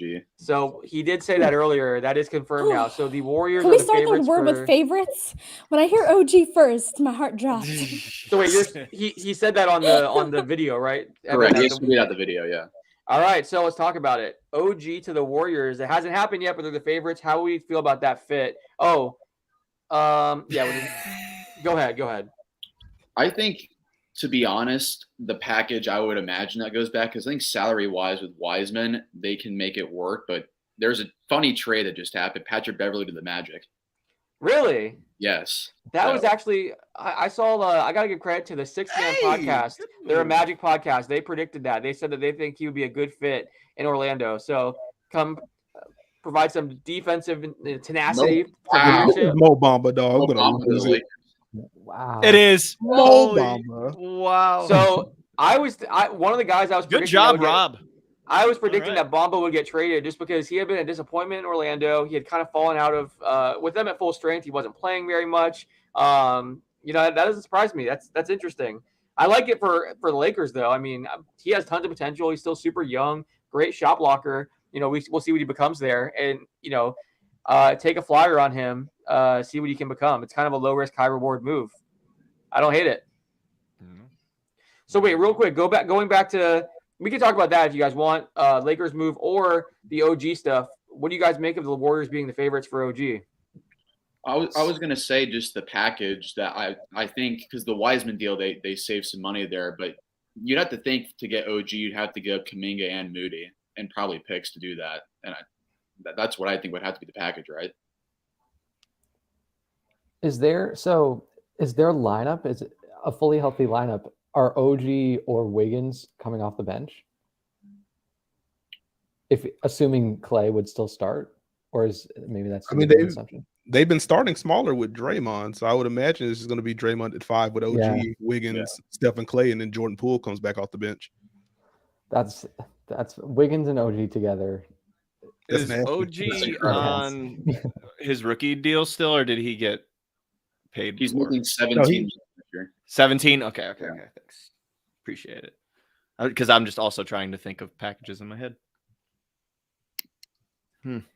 Well, if we'll wait and see if the OG thing happens. If that pops up, then we'll go ahead and discuss it in depth, and we'll keep you guys updated on that. But let's talk about this Lakers Magic trade. We touched on it briefly. The Magic are also getting a second-round pick in that deal. To me, it's interesting. This Magic team, they've been playing some good basketball lately. They've had some really big wins. They had the 3 wins against the Celtics. They've had some wins against some really good playoff teams. I've been impressed with their play. And it sounds like this is them trying to basically, go for like a win now type piece and try to make a push for the play-in tournament. Right now, they have the 3rd worst record in the East, but they're only, they're 3.5 games back from the play-in. So pretty interesting. How do we feel Pat Beverly fits with this Magic team? Again, Mo Bamba was kind of expendable. I think they were talking to the Celtics and a number of other teams about Bamba and what they could get back. Thoughts on Beverly kind of going there and trying to help them make the playoffs? They added another guard, though. So, you have Markelle Fultz, Cole Anthony, Jalen Suggs. I'm just trying to think of the way they can get all these guys on the floor together. Terrence Ross is probably out of there, I would assume. Teams are going to really hate playing. Beverly is going to teach Suggs how to become even more of a pest. Teams are going to hate facing those two guys. But yeah, sorry, go ahead. There's just a lot of guards. So I'm just thinking maybe some 3-guard sets. I'm not sure. I love what Markelle Fultz has been doing this year. That's been really fun to watch, especially because he's healthy now. Pat Bev coming in and just another, a vet type. I guess that's the big part of this. I think more than the on-court part of it. Maybe I'm naive in that, but they did trade someone that wasn't really in the rotation for him. So maybe Pat Bev's not going to be super heavy into the rotation, especially with all of these young guys, these young backcourt players, showing out. Everybody else could have a different, solid night. Jalen Suggs has been great on the defensive end. Cole Anthony can, drop 25 on you out of nowhere sometimes. A lot of focus, obviously, with Paolo and Franz, but I'm not sure how far into the rotation Pat Bev is. This screams buyout to me, honestly. Into the vet conversation we were having a little bit earlier, Pat Bev to Houston would have made a lot more sense than Pat Bev to Orlando. I feel like Orlando. I hate to use culture like a buzzword, but it feels a lot stronger in Orlando than it feels in Houston, especially on the defensive side of the ball. I 100%. think even just within the guard room, Markelle Fultz and Jalen Suggs, they're already good guard defenders. And Cole Anthony is still young, but he's not of the Pat Bev needs to take him under the wing to show him how to defend. Cole just has his own limitations there. Yeah. I don't know how much that factors in. And it's not like Pat Bev is some sort of playmaker or half-court director at the point guard spot either. So this feels I think I saw a comment earlier that the Magic are also getting some seconds in this deal. Which I think it was 1 second rounder. Got in the second round. Yeah, this feels like Pat Bev gets bought out and goes somewhere. If I had to guess. That's interesting. Hey, I'm curious, okay, another one. Sorry, Josh just Richardson doing the cutoff. Pelicans. Yep, doing the cutoff game. Josh Richardson over to the Pelicans. Yep. Let's talk about that in 1 second, real quick. I agree. That makes sense, Nekias. The more you mention that, especially because this Magic team, they've been wanting to put shooters around Paolo and Franz, and Pat Bev's not going to help them too much in that department. So yeah, that's interesting. We'll keep an eye on that and see if there's any rumors about a possible buyout for Beverly. But I know, speaking of buyouts, certain reports were that Richardson could be a guy that gets bought out. Instead, the Pelicans acquire him. Do we have the terms of that deal yet? I haven't seen the return. Devontae Graham and four second round picks. We need to get a final tally at the end of the 24 hours. Yeah, how many second round picks have been traded today? This is crazy. It's got to be over 20 at this point. At least. Devontae Graham wasn't really in the rotation, so that kind of makes sense to us also. I know a lot of teams were looking at Richardson either as a a trade option, the Celtics, number of contenders were looking at him, or as a buyout option. How do we feel about Richardson on the Pelicans? What do you guys make of this? We talked about the Pelicans needing to go out and get a wing to potentially help. Probably out of the OG Anunoby sweepstakes now. That's true. Yeah. True. Yeah.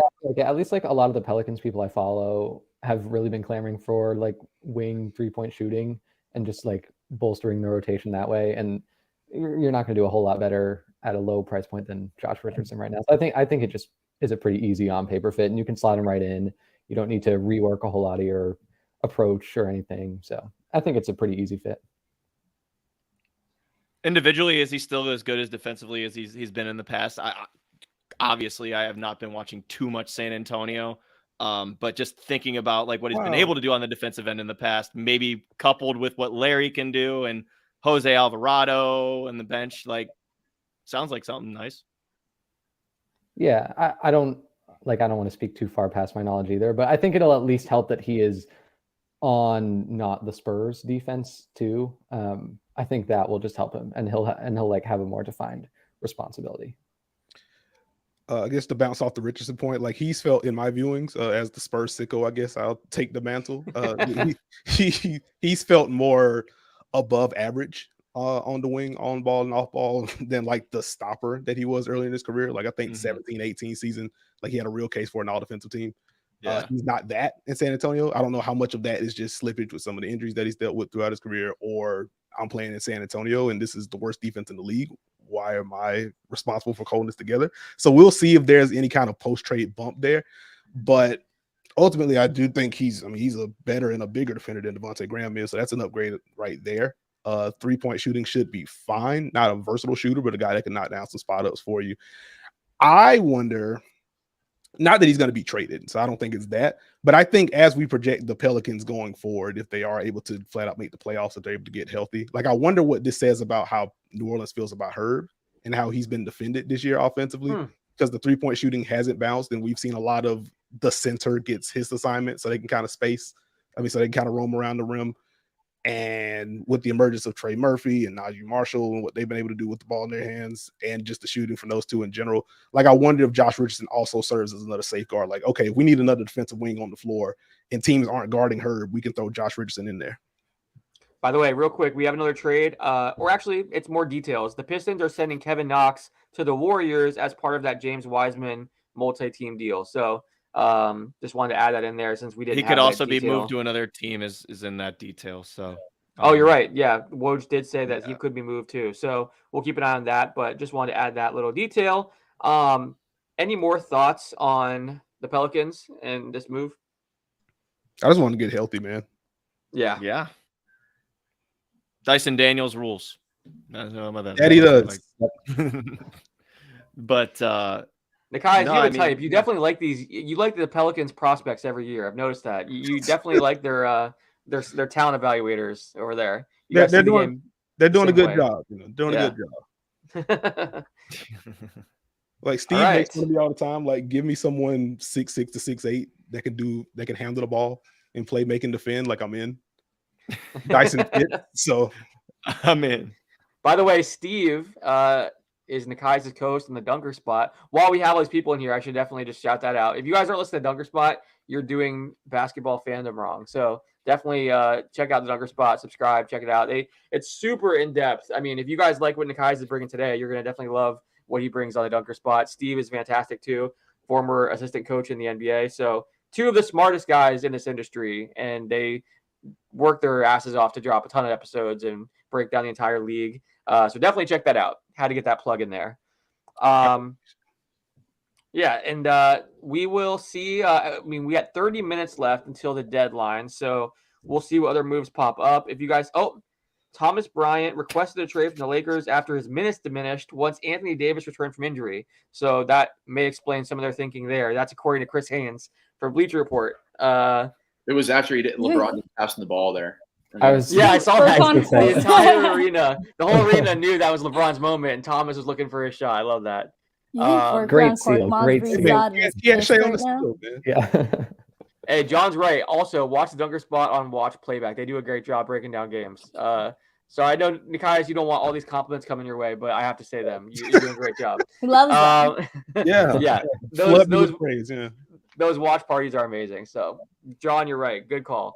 All right, we'll see what other moves happen. We got 30 minutes. I'm curious the OG Anunoby stuff. Again, the Warriors are the front runner apparently. We'll see what that trade looks like, or if that trade gets done. I mean, we've seen that happen before. Yeah, we've seen it happen before at deadlines where a trade looks like it's going to happen and there's tons of smoke, but then no fire. So we'll see if that actually gets done. Any other players you guys are focused on? I think about some of the sellers out there that have been quiet. Like we saw Charlotte move Jalen McDaniels, but there was a lot of buzz about Terry Rozier maybe. Who are some other players or teams that you guys are focused on as we got 30 minutes left? I mean, it's hard. This feels like a cop-out answer, but it just feels like to me the big dominoes are OG and on a really smaller scale, John Collins. It just feels like now we're kind of entering into the next move probably is going to be OG in the next 15, 20 minutes. That's just my opinion, just getting really quiet right now. And I think wherever he lands is going to be a huge move because we've been talking about all show, but the stuff he can do defensively and offensively in a better role, I just think he'd be a fantastic fit and worth the price. So that's really what I'm looking out for is where in the world is OG going to go? One tweet I just saw that's interesting. All but 3 teams have made a move at this deadline, which is pretty rare. I mean, that's how active it's been. The only teams that haven't done anything, again, this is this tweet, as of 10 minutes ago, the Cavs, the Bulls, and the Heat. Every other team has done something, either acquiring a pick or a player. So it's interesting. We all thought this would be kind of a quiet deadline. Instead, it's been pretty crazy. So that's why the NBA is fun. Very unpredictable. You never know what you're going to get. And yeah, so any other thoughts on OG? I know Evan just brought it up. What do you guys make of the situation? He hasn't played for the Raptors in a while, right? And like Nick Nurse, like he did get that wrist injury. He didn't play for the vast majority of the road trip, and it was expected that he would be back once the Raptors returned, but they played yesterday without him again. And Nick Nurse did mention that he was surprised that he would be out for as long as he was. So, I mean, I think that like it makes the most sense. So I would imagine that something does happen here in the next half hour. I wonder if part of the OG to the Warriors stuff is the Warriors kind of preparing for like a post Draymond, team. Because he even said recently, the writing's on the wall. I understand the luxury tax. I understand the business. I know how it works. And they were asking him about him leaving, and he basically said the writing's on the wall. So I think we all kind of thought that could be coming whenever they extended Jordan Poole and Andrew Wiggins back in October and, didn't have a new deal for Green. We obviously, again, we talked about the cap room or the luxury tax bill that the Warriors had to pay in recent years. Assuming Draymond opts out of his contract, he has a player option. I'm not sure if they can afford him, but maybe they're thinking, hey, we're going to lose Draymond, so we go get OG as, kind of the next elite defender, versatile piece. What do you guys think of that? I think that's really interesting. That's something that I hadn't super considered because when I hear Warriors and OG mentioned, my mind immediately goes to, okay, what exactly are they? How are they pulling that off? Right. From a salary perspective, and even like how deep into the pick bag do you even want to go? Considering this is kind of the end of the era, if not this year, like within the next 2 years, just in terms of who they can keep. And so I didn't know what package they could put together. And if they are able to pick one that makes some sense for them, surely all these other teams that are expressing interest could top the offer. And so the Warriors being the front runner just off rip is surprising to me. But I do think there may be some credence to that. Because I think, one, OG Anunoby is just one of the best defenders in basketball, period. And because of his own, like him not being super available over the last few years kind of hinders his rep in that regard. But when he's on the court, like he can defend anybody. He's been placed on centers. He can defend either wing spot. You can switch him all over the place. There's going to be, even now, like there's going to be a dip in like pure rim protection from Draymond to OG. And if you're projecting that forward, like that's just going to be a little bit different. And so we'll see how the Warriors kind of shift their scheme, if that's kind of what they're thinking. And if he's just going to be paired with Kevon Looney moving forward and what that means. But I think if you're looking for a Draymond replacement, you could do a lot worse. Like I think the best pure Draymond replacement out there will probably be Bam, and he's not going to be available for very obvious reasons. Right. So I mean, if you can get OG, like that's probably the closest that you can do. He's cheaper too. If you look at his contract, next year he's set to earn $18.6 million, whereas Draymond, if he were to opt in, which seems unlikely, he's going to be 33 years old. He probably wants to get a multi-year deal, but he's on the books if he did opt in for $27 million. So, you basically get younger, you replace the defense, and then it's someone making $10 million less than what Draymond would have been making. And again, I can't stress enough, with the repeater tax, $10 million, you're actually paying closer to $40-50 million for that because the luxury tax bill. So people wonder why they would give James Wiseman away. That money adds up, especially when they had just set the NBA record last year for luxury tax payment. So financially, it makes sense too. So we'll see if that ends up happening. Again, Shams reported that OG to the Warriors is not imminent, but that they're the favorites. So we'll see if that gets done. I think a lot of that is also the Grizzlies and the Pelicans have both made moves and have given up some of the assets that you might sort of look at would be going back to Toronto in an OG and an OB deal. And so the Warriors are sort of the one team that hasn't done that just yet, because I don't think the Raptors are interested in James Wiseman all that much. Yeah, and if the Warriors, for them, it's like, hey, we get a win now piece. We can kind of go strengthen our push for a championship this year, and then next year potentially replace Draymond. So it's kind of a nice piece that you can contend now, and it helps you in the future on the court and financially.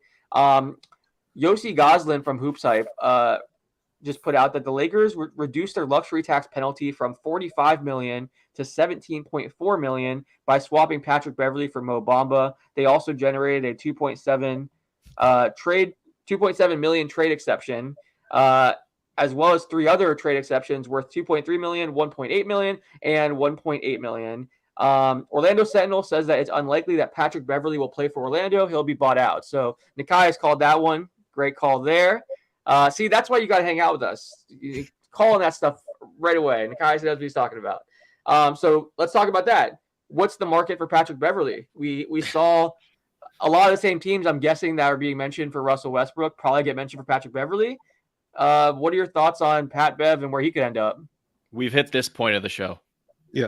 Okay. So this is very much a rule/CBA question. So Patrick Beverley was with Minnesota. He gets traded to the Lakers. He's now been traded to the Magic and is likely to be bought out. He's now eligible to go back to Minnesota. Yes. Yeah, because there was a second trade. I believe he can go back.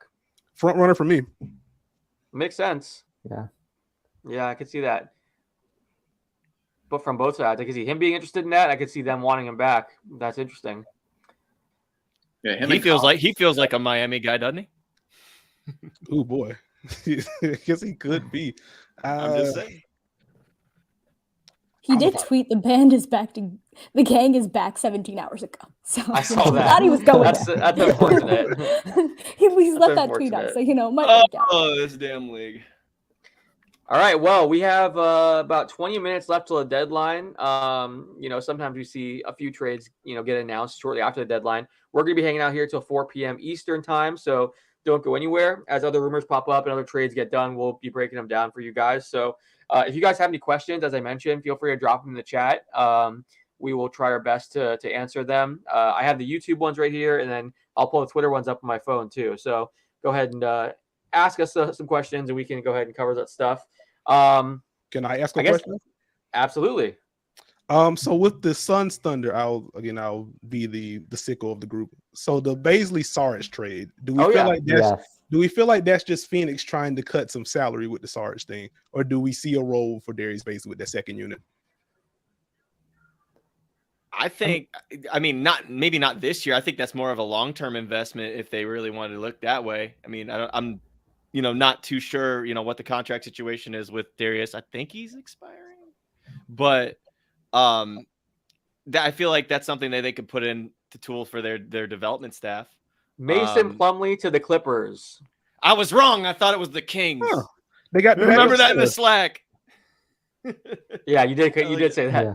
So we've seen the Clippers now add Mason Plumlee, Eric Gordon, Bones Highland. Yep. I actually like that a lot. There's some depth. Ethan, why you like that a lot? Because they must have some Isaiah Hartenstein regret. And now they put in a passing center, little bit less size, but he should ideally fill a very similar role, and I think that's going to help a lot. Anyone else have thoughts? Reggie Jackson to Charlotte in that deal. Oh, poor Reggie. Yeah, that was one. Tim McMahon, I'll give him credit. He mentioned that they were looking for deals for swapping Reggie for a big man. He mentioned Christian Wood as a possibility. There were a few teams thrown out, or a few options thrown out there. Any more thoughts on the Clippers today? Again, Plumlee, Highland, Gordon, they've been very active. Pretty interesting. I like it. Also, if you're going to get Bones Highland for that second unit, getting a hub like Mason Plumlee also makes some sense. Like we did, Mason Plumlee is not Nikola Jokic at all. But I think in terms of the offensive usage, like you did see some of the Bones and Jokic connection when they were kind of staggered together. And so you can at least replicate some of that. And to bounce off of Ethan's point earlier, like they had Isaiah Hartenstein as a guy that they used as a hub of the second unit last year. They have missed that. They've been in the hunt for a backup center basically all year. Moses Brown, who's giving them some solid minutes, but like he's very much a screen and dive, and the screen is in quotation marks. So getting someone like Plumlee can kind of diversify the offense for him. And I think for the Clippers unit that has struggled offensively this year, part of that is just injury stuff. But other than that, it's kind of the blandness of what they're trying to do. I think Plumlee can help in that regard. Mace is a little beefier than Moses. So as someone that has Mark Williams in a dynasty basketball league, and this is looking good for me. I know he's been playing like 15, 16 minutes lately. What do we expect from Mark Williams now with Plumlee gone? Is he going to break out and, help my team come playoff time? He'll put up numbers. He'll put up numbers. Remember when he was backing up Jokic, man? He was doing a hell of a job. So he's backing up Zoo now. Are you talking about Plumlee? Yeah. Oh, okay. Gotcha. Yeah. Yeah, Mark Williams has looked good in spurts. I mean, he had a number of games. He had a 5-block game a few weeks ago. He's had, 13 points here, 9 and 8 game. He's done it all in limited minutes too. So curious to see what we see from him going forward. Does Kai Jones actually get some playing time now? Jalen McDaniels gone? Yeah, maybe someone they picked in the first round a couple years ago. I wonder if Charlotte has another. Does Charlotte have another move in them too? Do we see them move Terry Rozier or any other pieces? I'm still wondering. PJ Washington. I feel like he's a rumor guy almost every year at this point. Yeah, he always pops up in rumors. Interesting. Well, I have a question for you guys. We can kind of, while we wait for more trades to pop up, when you look at some of the moves today, so the Clippers have been very active. The Grizzlies made a move. The Suns obviously made more than one move, but last night was the big one. Thoughts on kind of the West contenders now and how things look. Denver's obviously still out there. When you guys look at kind of like the hierarchy in the West, how do you guys rank it? I would say. Oh, go ahead. Go ahead. No, you go ahead. No, you go ahead. All right. I guess I would obviously I'd put Suns in the top tier now. I don't know if I could rank them. I like the Nuggets a lot. I think they're an interesting Pat Bev buyout spot. I don't really know. I have to think a little. I haven't thought too deeply about the fit, but just as far as needing a defense first guard off the bench who theoretically can shoot better than he has this year, I'd just be interested in that. So I would say Suns and Nuggets are probably in my tier of their own. And then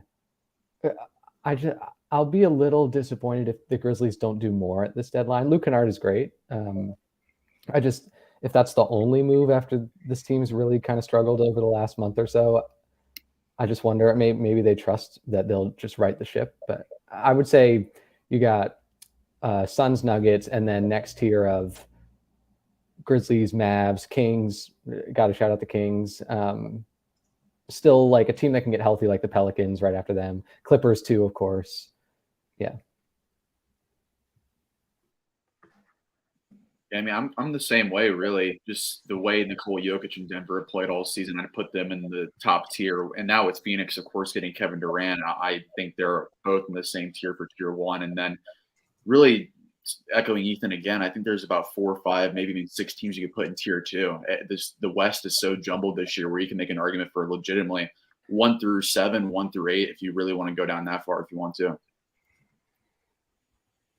By the way, I do want to say we have all these trades up at basketballnews.com. So we're obviously bouncing around a bunch and trying to discuss everything on the fly. But if you want to check out the different moves, we have a We have all the news lines up at basketballnews.com right now. Check that out. We also have some great analysis, and we'll have a bunch of articles coming out in the next few days breaking down all these trades and making sense of everything. So definitely check out basketballnews.com if you guys haven't already. Download the app too.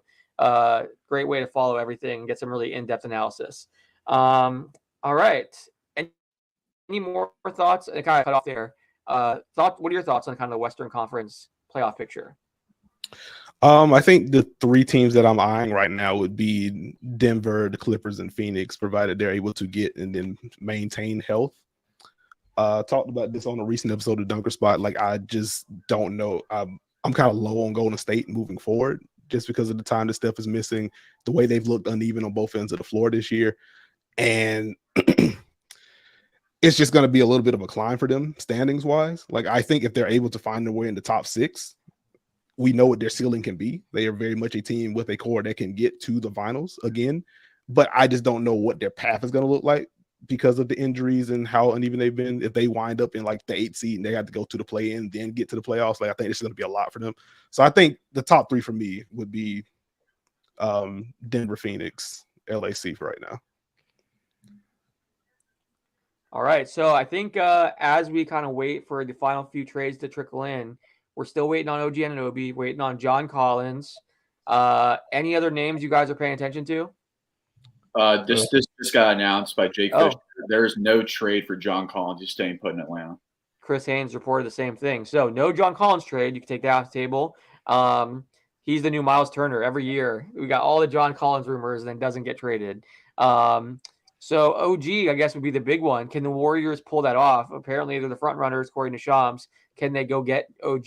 Well, another team, the fact that that was being put out there too, I wonder if that leads to another team increasing their offer and trying to outbid Golden State. So we'll see if OG gets dealt or any of the other Raptors players. You know, there are obviously a lot of rumors around Fred VanVleet, Gary Trent Jr., those guys as well. So we'll see if anything pops up with those guys. Anyone else you guys are, particularly interested in seeing, what happens with them, whether it's a team or a player? I do want to see, to the earlier point, I want to see if Miami does anything. Like, I think the Dwayne Dedmon trade earlier in the week got them away from the luxury tax. I think they still have a bit of their mid-level exception to use on the buyout market. So I wonder if this is just, we made this deal to have some wiggle room so we can outbid dudes on the buyout market. That's going to include John Wall. That's going to include Russell Westbrook and some other names so they can get in that. Or if they do actually have another trade lined up within the next 10, 15 minutes. On the Patrick Beverley front, just saw a tweet from Dane Moore, who does tremendous work for Blue Wire, has his own podcast, covers the Timberwolves very extensively. He said a source has told him that a Patrick Beverley reunion in Minnesota is in the works via the There you go. Ooh. So makes sense. Good call on that one. Yeah. I am intrigued. The All right. Bulls were one of the teams who has not made a move, right? They were one of the 3 teams. Bulls, Cavs, Heat. That's interesting too. Just because we opened the stream talking about Zach LaVine and how if they're going to try and change directions again, whether it's LaVine or some of the other pieces that they have, just kind of getting out of that middle, but they haven't done so yet. And it honestly, like, they haven't really even popped up as like a rumor name over the last couple hours. So it's, I don't know. Maybe they're thinking stand pat and praying to the heavens that Lonzo Ball gets healthy next year. Maybe that ends up being what they think. Who knows, man? I think the Zach LaVine stuff is really interesting too. I think it's worth keeping an eye on this offseason, not necessarily at the deadline, but the fact that, a number of executives were saying that he wasn't off the table in trade talks. You had the Knicks and the Nets both making offers. I wouldn't be surprised if that's something that this offseason maybe they look into a bit more, which is interesting. Let's see. People are in the chat saying they think Miami needs to make a move. Leon Cook says that. Do you guys agree? I mean, if you're Miami, the buyout market exists, guys. Like, easy up now. Like, you don't have to trade everybody away. I mean, just because the other teams are doing it, like, the buyout market does exist, and you can get good talent there.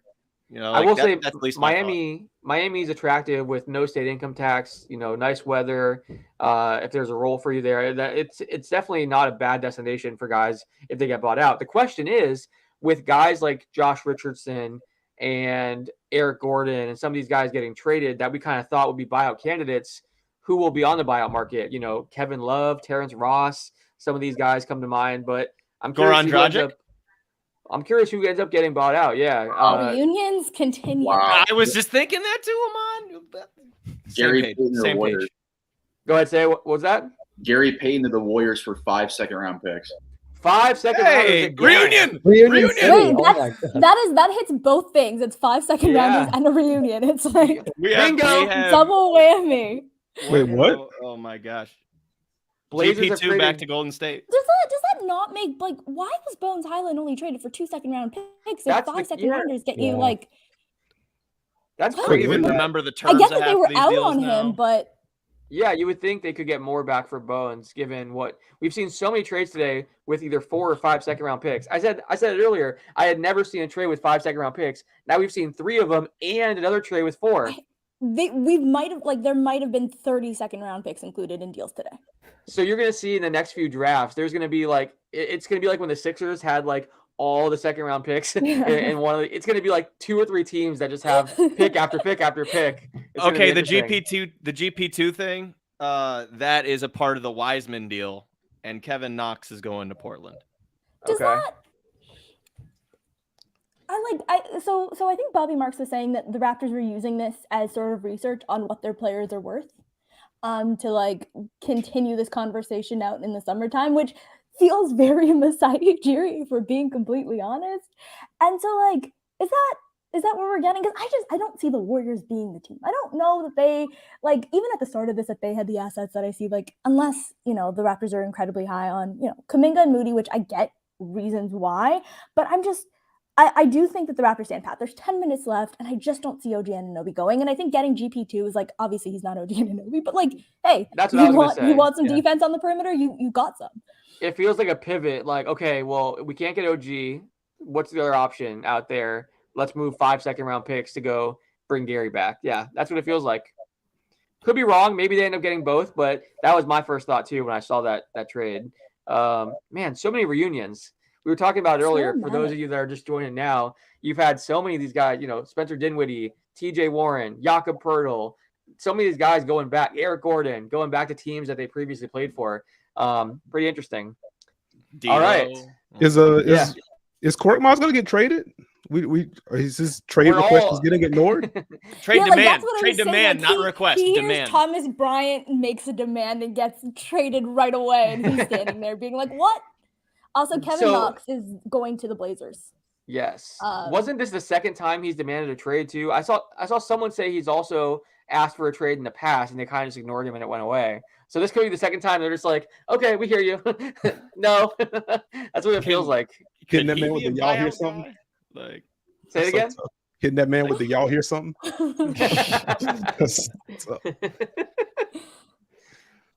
All right. Well, we have 5 more minutes, about 5 more minutes. And like we said, usually there's some other deals that trickle in after the deadline. Let's see. I think OG's the big one that we're kind of waiting on. But to your point, Iman, we might not see that today. I got wonder filler if- talk. I got filler talk for us. Go, shoot. I mean, I need all. it happened this week, but apparently, that's old hat now. But Kyrie Irving plays for the Mavericks and made his debut last night, and they beat the Clippers on the road. I was surprised full no one strength. mentioned Kyrie this whole time. That's what I'm that feels saying. like Like that we feels didn't like a talk about year it at ago, all. doesn't it? It feels like it happened so long ago, but it really was 2-3 nights ago. That's crazy. But yeah, let's talk about it. Kyrie to Dallas, obviously. First of all, Sean Marks a couple weeks ago, he was thinking, man, we've won 16 to 17 games. The Kyrie drama is behind us. We're looking good. And then all of a sudden, you got Kyrie Irving demands a trade. KD wants out. It's pretty crazy how quickly this all came together. But I watched that game last night. I mean, Kyrie looked awesome. I am excited about seeing him with Luka once Luka's back this weekend. Shout out to Josh Green, by the way. I love what he brings to the table. I think he's having a phenomenal season, and he's been a breakout player. Double shout out Ethan, Impact. Yeah, Ethan and I went and spent some time with Josh over the offseason at Impact Basketball and got a behind-the-scenes look at his training. We both interviewed him, and we were really blown away with just how locked in he was from a focus perspective, nutrition standpoint. He was doing everything. So shout out to him. But I think this Mavs team is going to be a ton of fun. Nekias, I think your breakdown, by the way, of the Kyrie Luka partnership and how he fits in with this roster and fits in with Jason Kidd and, his concepts. I think it was the best article I read about Kyrie and everything that happened. So phenomenal job on that. Can you kind of share what you thought last night of his debut and, your thoughts on this partnership going forward?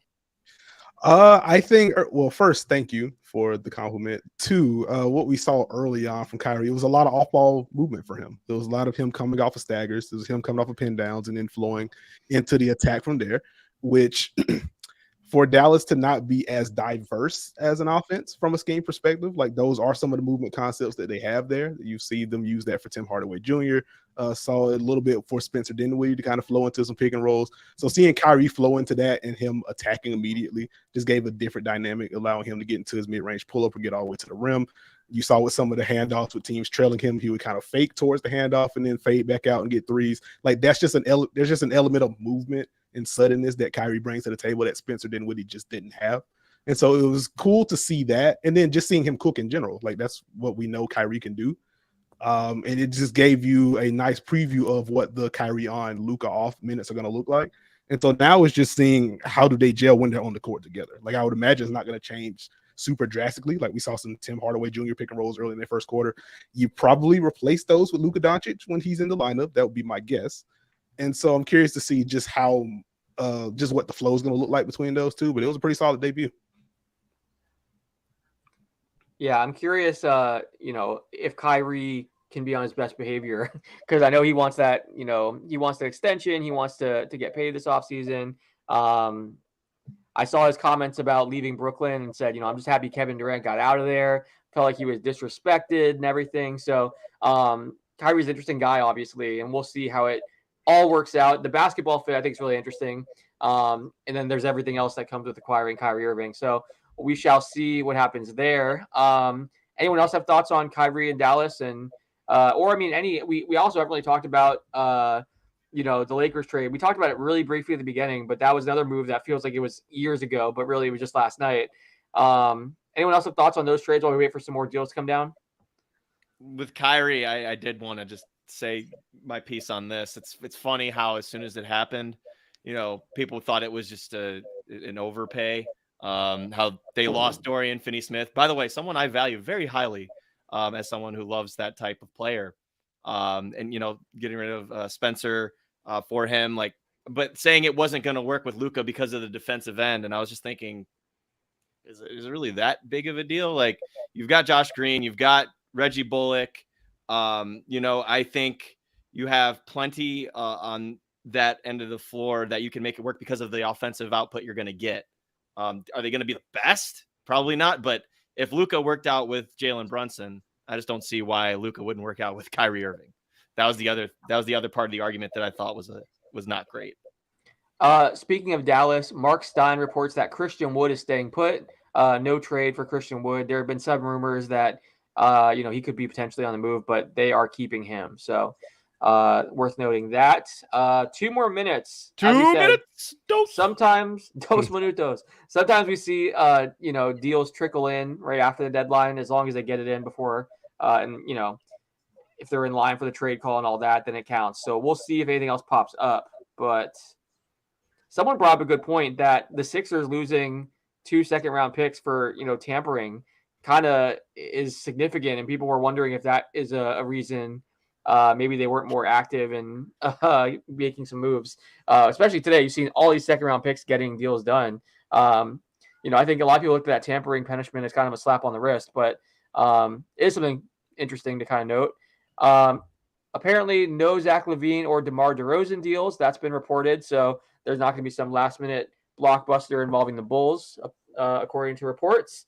We'll wait on this OG thing. We've got a minute, but sometimes information trickles out. We'll see. They've got to send the paperwork into the league too. That's all the fun stuff, and the reporting is usually a little behind on that. But it's almost 3 p.m. So it's interesting. Everyone thought the Raptors were going to be this team. Like, okay, how many guys do they trade? Is it going to be all these pieces? Instead, they're like, no, we might just hold on to everyone and go add Jakob Poeltl and try to make a run in the second half. I'm not sure anyone called that when they were looking at the Raptors options. Here we go. I was doing it. Don't tell me OG's traded. No, sorry. The Warriors are done dealing. We kind of talked about the tax savings. Wiseman makes $9.6 million this season. As we talked about, he's making $12.1 million next year. Whereas Peyton makes $8.3 million this year, $8.7 million next season. So just kind of looking at some of the numbers there and what the Warriors save tax wise. But no, Iman, sorry, go ahead about just the Raptors. No, I was saying like I was saying like the Raptors are going to flip the table on everyone. Everyone thinks they're going to be sellers and they're going to make a fire sale. That is not the way that Masai Ujiri has really ever operated. It's not Fair. the way the Raptors have ever really operated. There were sort of murmurs that, Pascal Siakam wanted to play with Jakob Poeltl again, which makes a lot of sense. And they needed a center. The numbers just show it. Like I mentioned it with Christian Koloko, their defensive rating, it just made sense that they needed a center. It was clear that, starting Christian Koloko for parts of the year, that's what the Raptors sort of were pivoting towards. So being buyers at the deadline means that the Raptors believed in the core that they had, which they came into the season believing in it. I don't think that this string of games would make them sort of throw everything away. You have Pascal Siakam, who is a bona fide star in this league, so why not build around it? But yeah, it's exciting. Also, why would Clutch hold an event today? A Clutch player holds an event today if OG Anunoby is going to be on the move and there was going to be tons of things. I kind of felt like Gary doing that meant maybe that Gary was staying and maybe OG was staying. But watch a trade happen right now, and everything I said just not. Well, real quick, the Pelicans have not made a deal, so no OG New Orleans type deal. The Bulls, as we mentioned, no deals there, so nothing, with LaVine, DeRozan, Vooch. So Pelicans and Bulls did nothing. I think it's interesting because New Orleans was a team people were kind of looking at and thinking, would they be aggressive and make some kind of move? Interesting that they didn't pull the trigger on anything. Did they make a deal? I don't think New Orleans did. Everything's running together. They got Josh Richardson. Oh, right, they did. Okay. My bad. Sorry. Yeah. It was Cleveland, Miami, and which other team didn't make Chicago? Okay, my bad. Yep. So sorry, Josh Richardson. You do count as an acquisition. My bad. Wow. Fun one. He said, "Wow." All right. So it is 3:02. The deadline has passed. We'll see if anything trickles in here. As I mentioned, we're going to hang out for the next hour, reacting to the different moves, trying to provide some analysis. As I mentioned before, make sure you guys are checking out basketballnews.com. Every day we have a bunch of articles going up, in-depth analysis of the league, exclusive interviews. We have a ton of podcasts in our podcast network, including the Dunker Spot, Dishes and Dimes, Keeping It 94, tons of great podcasts, tons of great video content on YouTube. So can't recommend basketballnews.com enough. Obviously, I'm biased, but it's fantastic content. All right.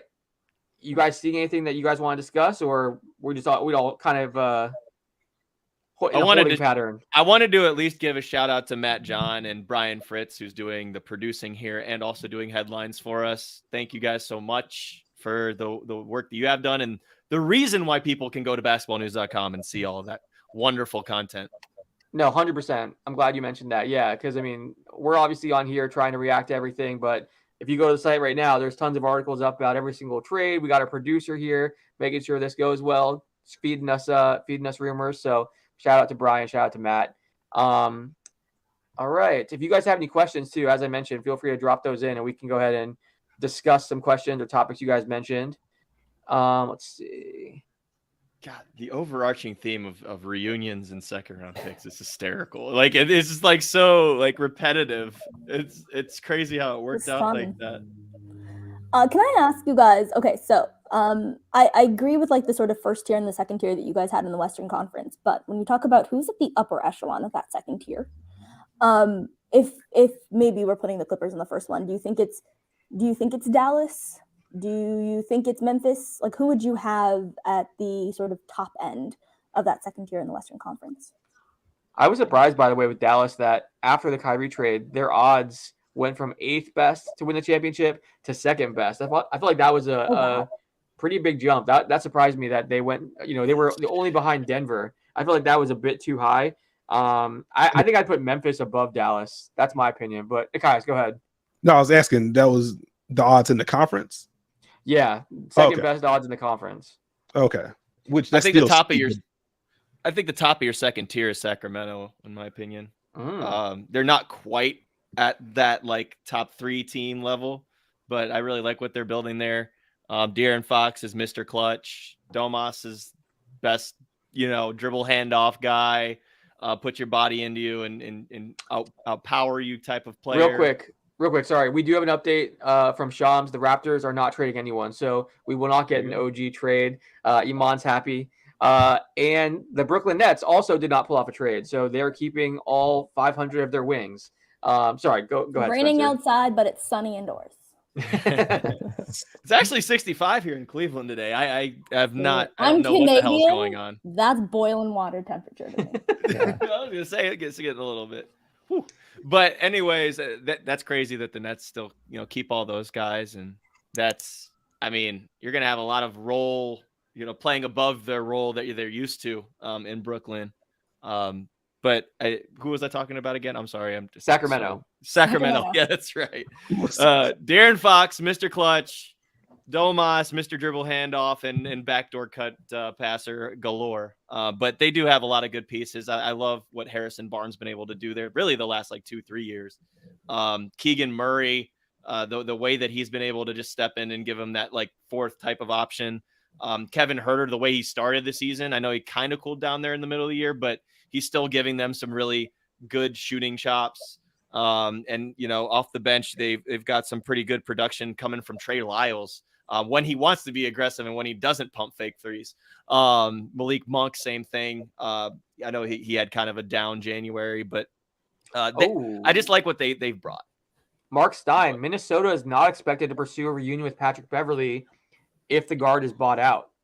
So that's interesting. He is saying that they're not interested in Beverley. So we'll see what happens with that. Maybe something changes. But as of now, Stein's saying the Wolves do not want Pat Bev back. Also, Kobe Altman said the Cavs did not make a trade. Kobe Altman is addressing the media. He said that there were lateral moves available, but nothing really stood out to them. I think, Spencer, you and I were talking yesterday. We didn't really expect the Cavs to make a move. It seemed like they were kind of approaching the deadline. He's looking to stay. They like Karras. They're going to want to extend him in the offseason, and that will also give them some flexibility. All right. So the question, I'm curious where, Patrick Beverley could end up now. Here we go. Woj, the Raptors never turned out to be sellers, adding Jakob Poeltl on deadline day. They'll have to make some hard decisions in the offseason, but Masai Ujiri tested and learned more about the value of several players. So, Iman. Wow, Iman, you're all over that. That's crazy. You called that earlier. This is they basically were gauging interest and seeing what their players were valued at around the league. And the rough draft deadline for Bobby and Masai, man. They're just like, all right, we're going to get 8 second-round picks for this dude. So this get to Jay Crowder. So we'll see this offseason what the Raptors end up doing. But, they got a chance. Their current core has a chance with Poeltl to make a run. Yesterday in Slack, whenever that trade happened, we were all kind of saying, okay, apparently they're buyers. So it was kind of surprising when all the OG stuff was still reported because it seemed like I said it like a month ago. I was like, the Raptors are not going to be sellers at the deadline. They're just going to flip the script and be buyers, and it's going to be Jakob Poeltl. I was props to you. And they're only 5 games under 500, and they're still in it. 10 seed, play-ins right there, baby. You know what it looks like? It's not this impactful, the move that they made, but New Orleans did something similar last year. They went out and got CJ McCollum and Larry Nance, and people were like, why are you doing a win now type of move? And it was more of kind of a long-term focus, even though it was a short and long-term focus. Ended up working out for them. They get into the play, and then they get to the series with the Suns, and we all know what happened in that series when they took it down to the wire. So I kind of applaud Toronto in this situation. They addressed their literal need of 2, 3, 4 years, whatever you want to call it, and go and get Jakob back, and he already knows how to play with Pascal, with Fred, as you were mentioning before. CJ Miles isn't there anymore, but it's the same thing. It's the same type of deal, and they're more mature. They must feel confident too that OG's value will be the same or higher in the offseason. They're not worried about the offers, basically drying up. We have to sell him right now at his peak value, and we can't move him. They know that there's a ton of teams that want him. Again, there were reports that 8 to 10 teams were making huge offers. So I'm sure they're confident they can get a similar deal, if not better deal, in the offseason. Real quick, the Warriors we talked about some of the cap situation with them.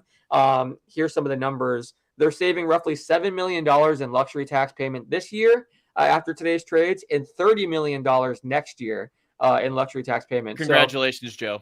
Yeah, if you're Joe Lacob, that moves the needle a bit. So actually, I mentioned earlier that they were going to break their own record and have a higher luxury tax bill this year than last year. This actually puts them under. So last year's record-breaking tax bill will still be the highest, but they still are going to pay like something like $165 million in luxury tax payments. So $30 million next year is pretty significant savings, though.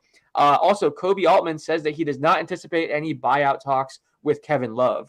So that's one more. One more name take off the board as we talk about buyout candidates. They're interested in doing a deal in the offseason too, because his contract's expiring. So we also have one little update from the Mike Muscala trade. The Celtics are sending the Thunder their 2029 second-round pick and the worst of their 2 second-rounders this year. So there were some questions about what picks were being sent over. That's just some like housekeeping. I haven't seen any other trades that have trickled in. Usually we kind of have 1 or 2 that happen right after the deadline, but we haven't seen anything. Just kind of think we're cooked. Cooked. That is. Hey, look at that. What hell of a job, Rob. I'll say, man, like it might not have been the most impactful move, but to completely reshape your roster that way. Rob Pelinka? Yeah. That you got to give the Devils due sometimes. Like that was a job well done. Yeah, they've gotten much younger. Our producer just notes that, they had one of the oldest rosters in NBA history last season. Now, the only players older than 27 on the roster are LeBron, AD, and Dennis Schroeder. So much younger. Wow. Yeah. That's pretty significant. Sorry, I was just assuming everyone could see the comments, and I was like, I was reacting to that, but then I just realized I was randomly saying the word Rob. So no worries. Didn't exactly know what I was talking about. Well, who? This is what we needed. We absolutely need a count of how many second-round picks were traded today. It has to be in the 30s or 40s. I'm gonna go with 20. Yeah. I was gonna say 23. I mean, we know there's 3 with 5, whereas 1 with 4, so that already puts us at 19. So I mean, legit, it might be maybe more. Yeah, maybe more. 30 something. Yeah, I don't know. It's gotta because there were a number with 2 and 3 as well. Yeah. Now, how many of those will convey? The Raptors did too. Know that.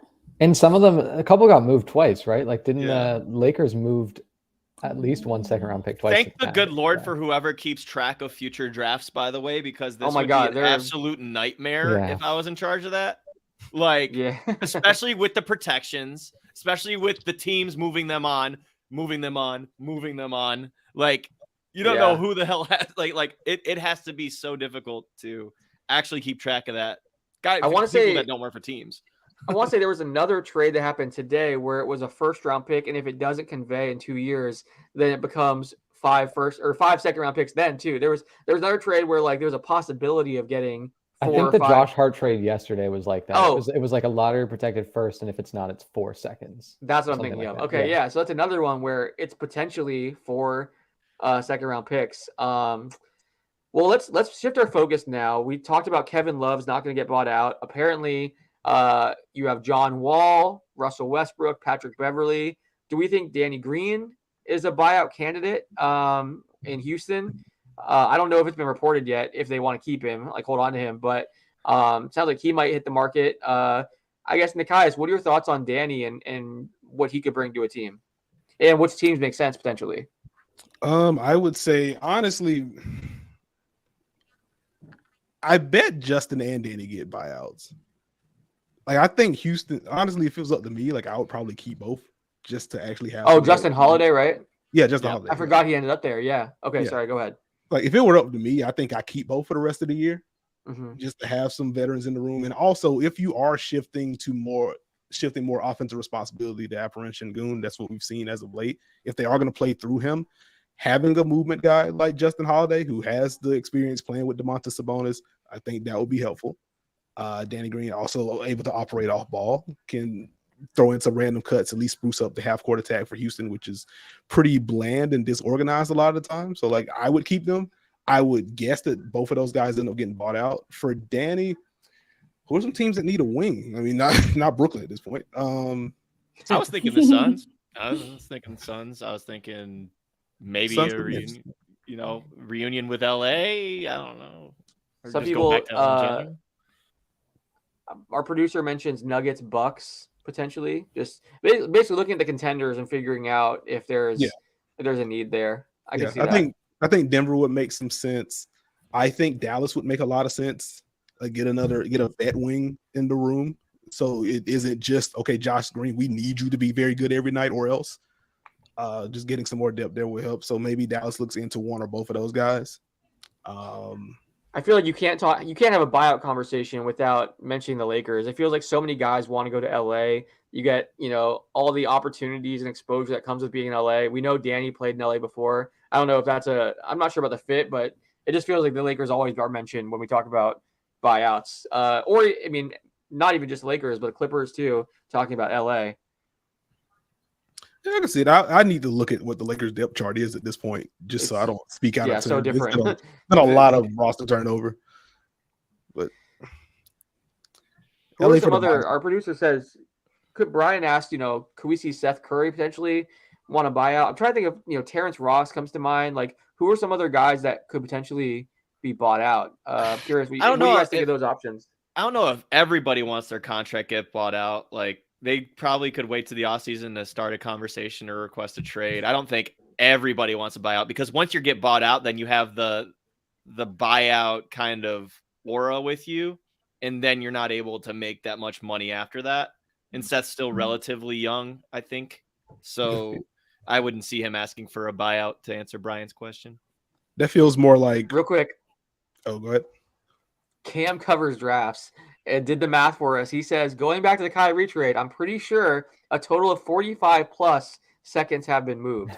So I can't confirm or deny that, but Cam, if you went and did the math, we appreciate you. And that's insane. That's higher than I thought. We got to definitely do that math and figure out exactly, because that's pretty wild. Nekias, sorry, go ahead. I just saw that and wanted to throw it up there. Oh no, I was going to say on the Seth front, like I think if you get bought out, like your bird rights are just gone at that point, right? Mm-hmm. And so, like I think that probably would affect someone like Seth. Like I feel like depending on what Patty Mills' contract is, I'm kind of fuzzy on if he has like a player option for next year or if he's unrestricted. Like I can see that for Patty Mills more than I can see for Seth. I think he can still warrant a multi-year deal somewhere. I'm surprised the Magic didn't move RJ Hampton. He was a guy that has been not playing at all. He asked to go play with the G League in Lakeland just because, he wanted minutes and stuff. I wonder if he's someone just, kind of just to give him an opportunity somewhere else, if they would potentially buy him out. But I mean, at the same time, he's so young. I guess it can't hurt to stash him too. But I've seen on Twitter some people wondering if RJ Hampton could be a buyout candidate. I mentioned Terrence Ross. I don't know. We'll see what else is out there. I think a lot of people assumed, guys like Kevin Love, Josh Richardson, Eric Gordon, those guys would be on the buyout market, but those guys were either traded or are not going to be bought out, sounds like. So we'll see. What are guys some of your biggest takeaways from today? Just for me, way more activity than I expected. Hearing all the reports, there's not a lot of sellers, so don't expect a lot of trades. It's going to be quiet. I think the big thing was, there's not going to be a lot of star players moved. Instead, we get Kevin Durant, Kyrie Irving, Russell Westbrook is a notable enough name, I guess, and a big enough contract that we didn't expect it. Yeah, D'Angelo Russell. I mean, this deadline definitely exceeded expectations. What are some takeaways for you guys?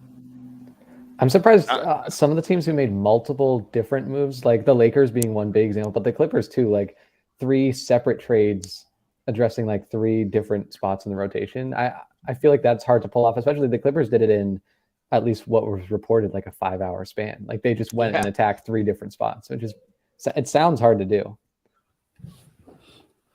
I just have no idea who's on what roster, and I've brain's going to mush. Says, exactly. Brain's going to mush. That's a really good way to put it, because that's what Philip just said. He's like, who's going to even play for the Lakers tonight? Like, do we even know? Like, are they going to have 8? They're going to have this is crazy. Okay, so think about who's healthy. I don't think Reeves is healthy yet, is he? So, Bron, AD. Is LeBron playing?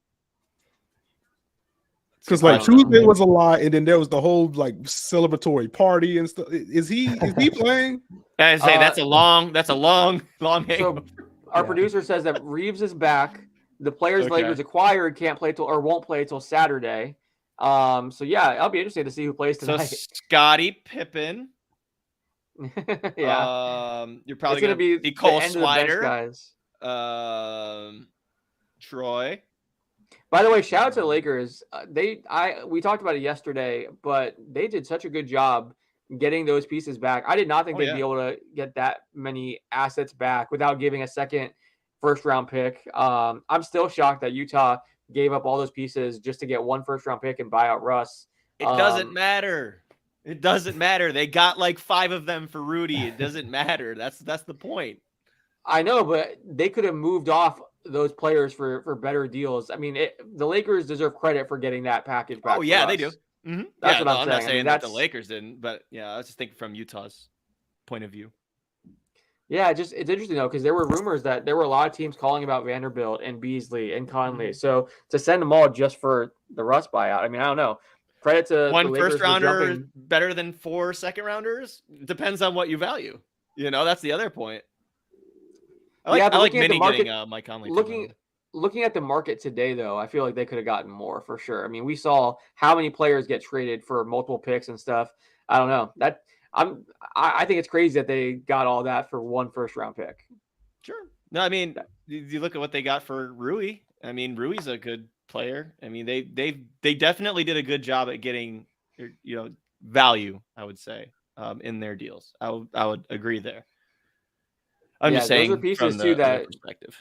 No, for sure. Those are pieces that will really help them too. Like people, may not know Jared. Like some casual fans might not know those pieces as much, like Jared Vanderbilt, or they haven't seen much of Malik Beasley since he was in Minnesota and Utah. But like those are pieces that make them much better. So credit to the front office there. I know they've been criticized a lot for mistakes they've made. They definitely deserve credit for pulling off that trade. And I don't think anyone. I mean, literally after the Kyrie trade, I was sitting there saying I have no idea where the Lakers turn from here and how they can kind of right the ship, but I give them credit. They did a good job. And then getting Mo Bamba for very little, that's a great low risk, high reward move.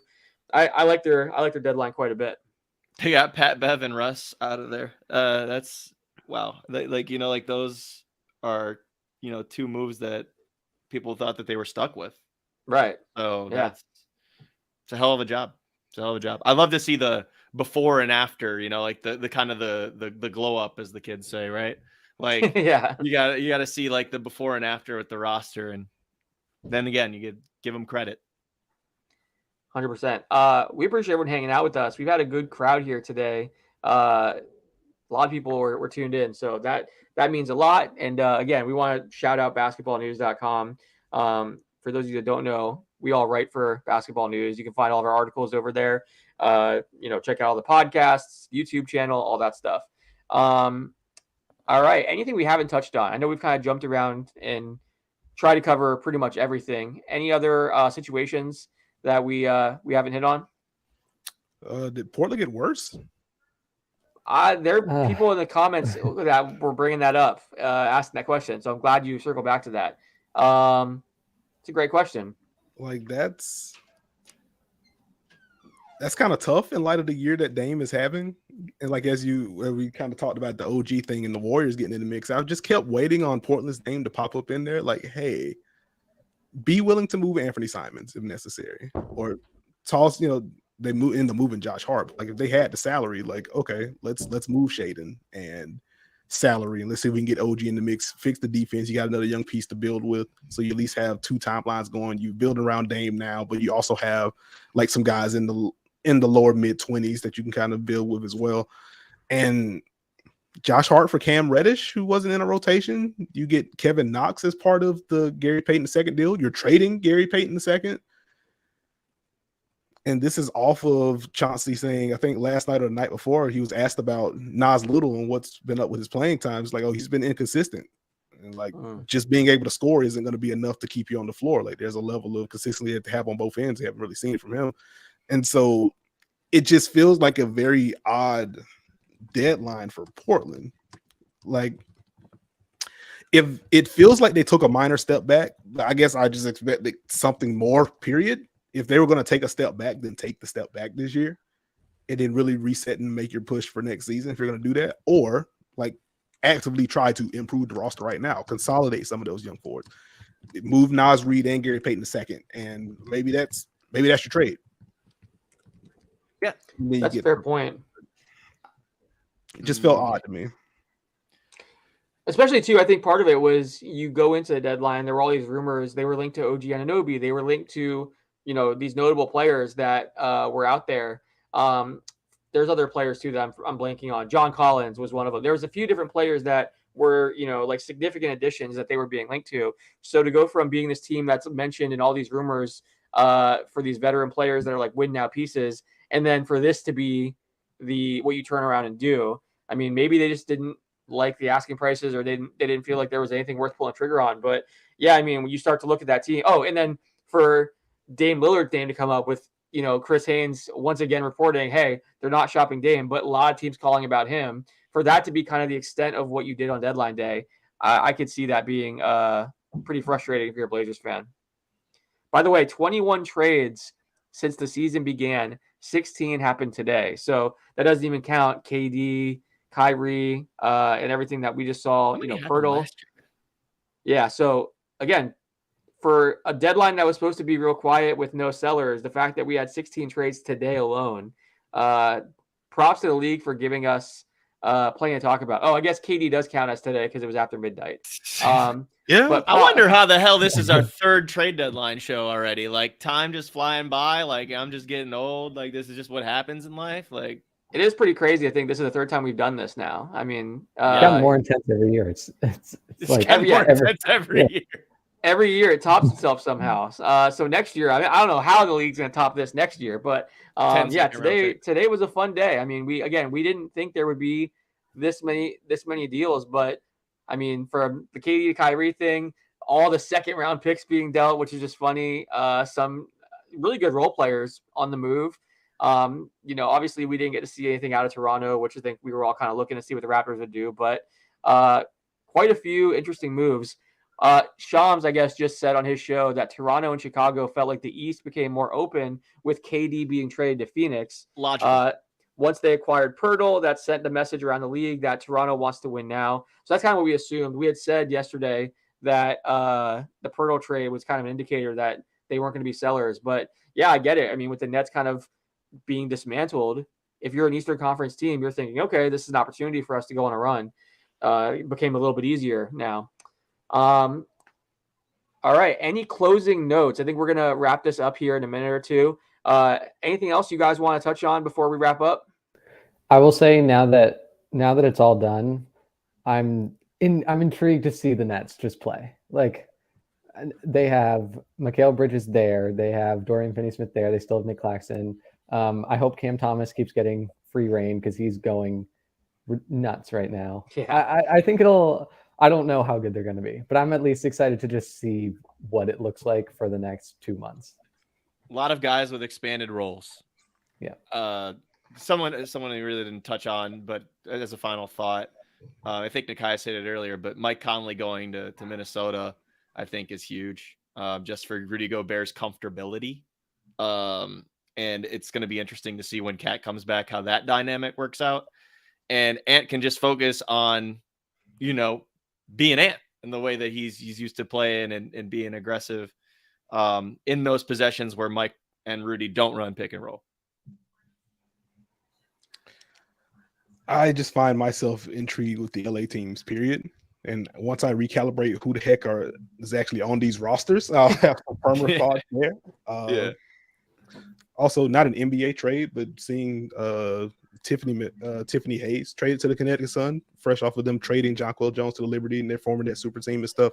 I'm intrigued to see what that looks like for Connecticut, what Tiffany Hayes is going to bring as a ball handler, someone that can get downhill a bunch. So I'm going to sprinkle some W talk in to close things out. But it's been an active offseason on that side as well. So. Yeah. Oh, my gosh. By the way, what a week. This trade deadline, you got the KD move. You got LeBron setting the record. You got Super Bowl. I mean, it doesn't get much better than this if you're a sports fan. So many fun things to kind of talk about and follow. So, by the way, Nekias, good luck to your Eagles. No, I was just about to jump in. I have been covering this trade deadline, W off season, and everything that's happening with the Aces right now, that's a whole nother thing. And we do the trade deadline stream, and now it's flowing right into, hey, the Eagles play Patrick Mahomes on Sunday. Right?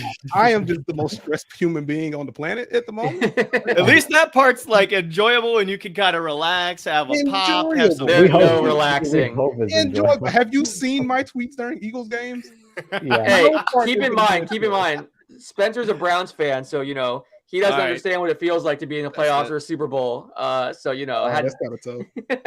That's Fight it. back. No. That's it. Fight back, Spencer. Kill it. Cut it. as someone that had my team in the Super Bowl, 2 years ago, it was terrifying, but it was amazing shortly after that. So I hope that I hope you have a good Sunday. I hope your Eagles win. I hope Jalen Hurts wins me some money. And and yeah, what a fun week, man. Again, I love sports. That's what it comes down to. And this has been a lot of fun. Appreciate everyone for hanging out with us. I mean, we have a great time, reacting to all the rumors and all the trades. If you want more of us, as I mentioned, check out basketballnews.com. Check out the Dunker Spot. Keep It at 94. Those are great podcasts to listen to. And we have tons of articles that are coming out over the next several days, making sense of all of this, in-depth breakdowns of teams. We'll make sure you guys have everything you need to know about the buyout market. We're always putting different content out through Basketball News. So we appreciate everyone hanging out with us here. Again, follow Basketball News on Twitter too. That's the best way to keep in touch with everything that we're doing, whether it's a podcast, a video, an article. And yeah, thanks for everyone for hanging out with us. And we'll be back, I guess, next year for our fourth trade deadline show. Yeah, appreciate everyone for hanging out. Take care. Download the app.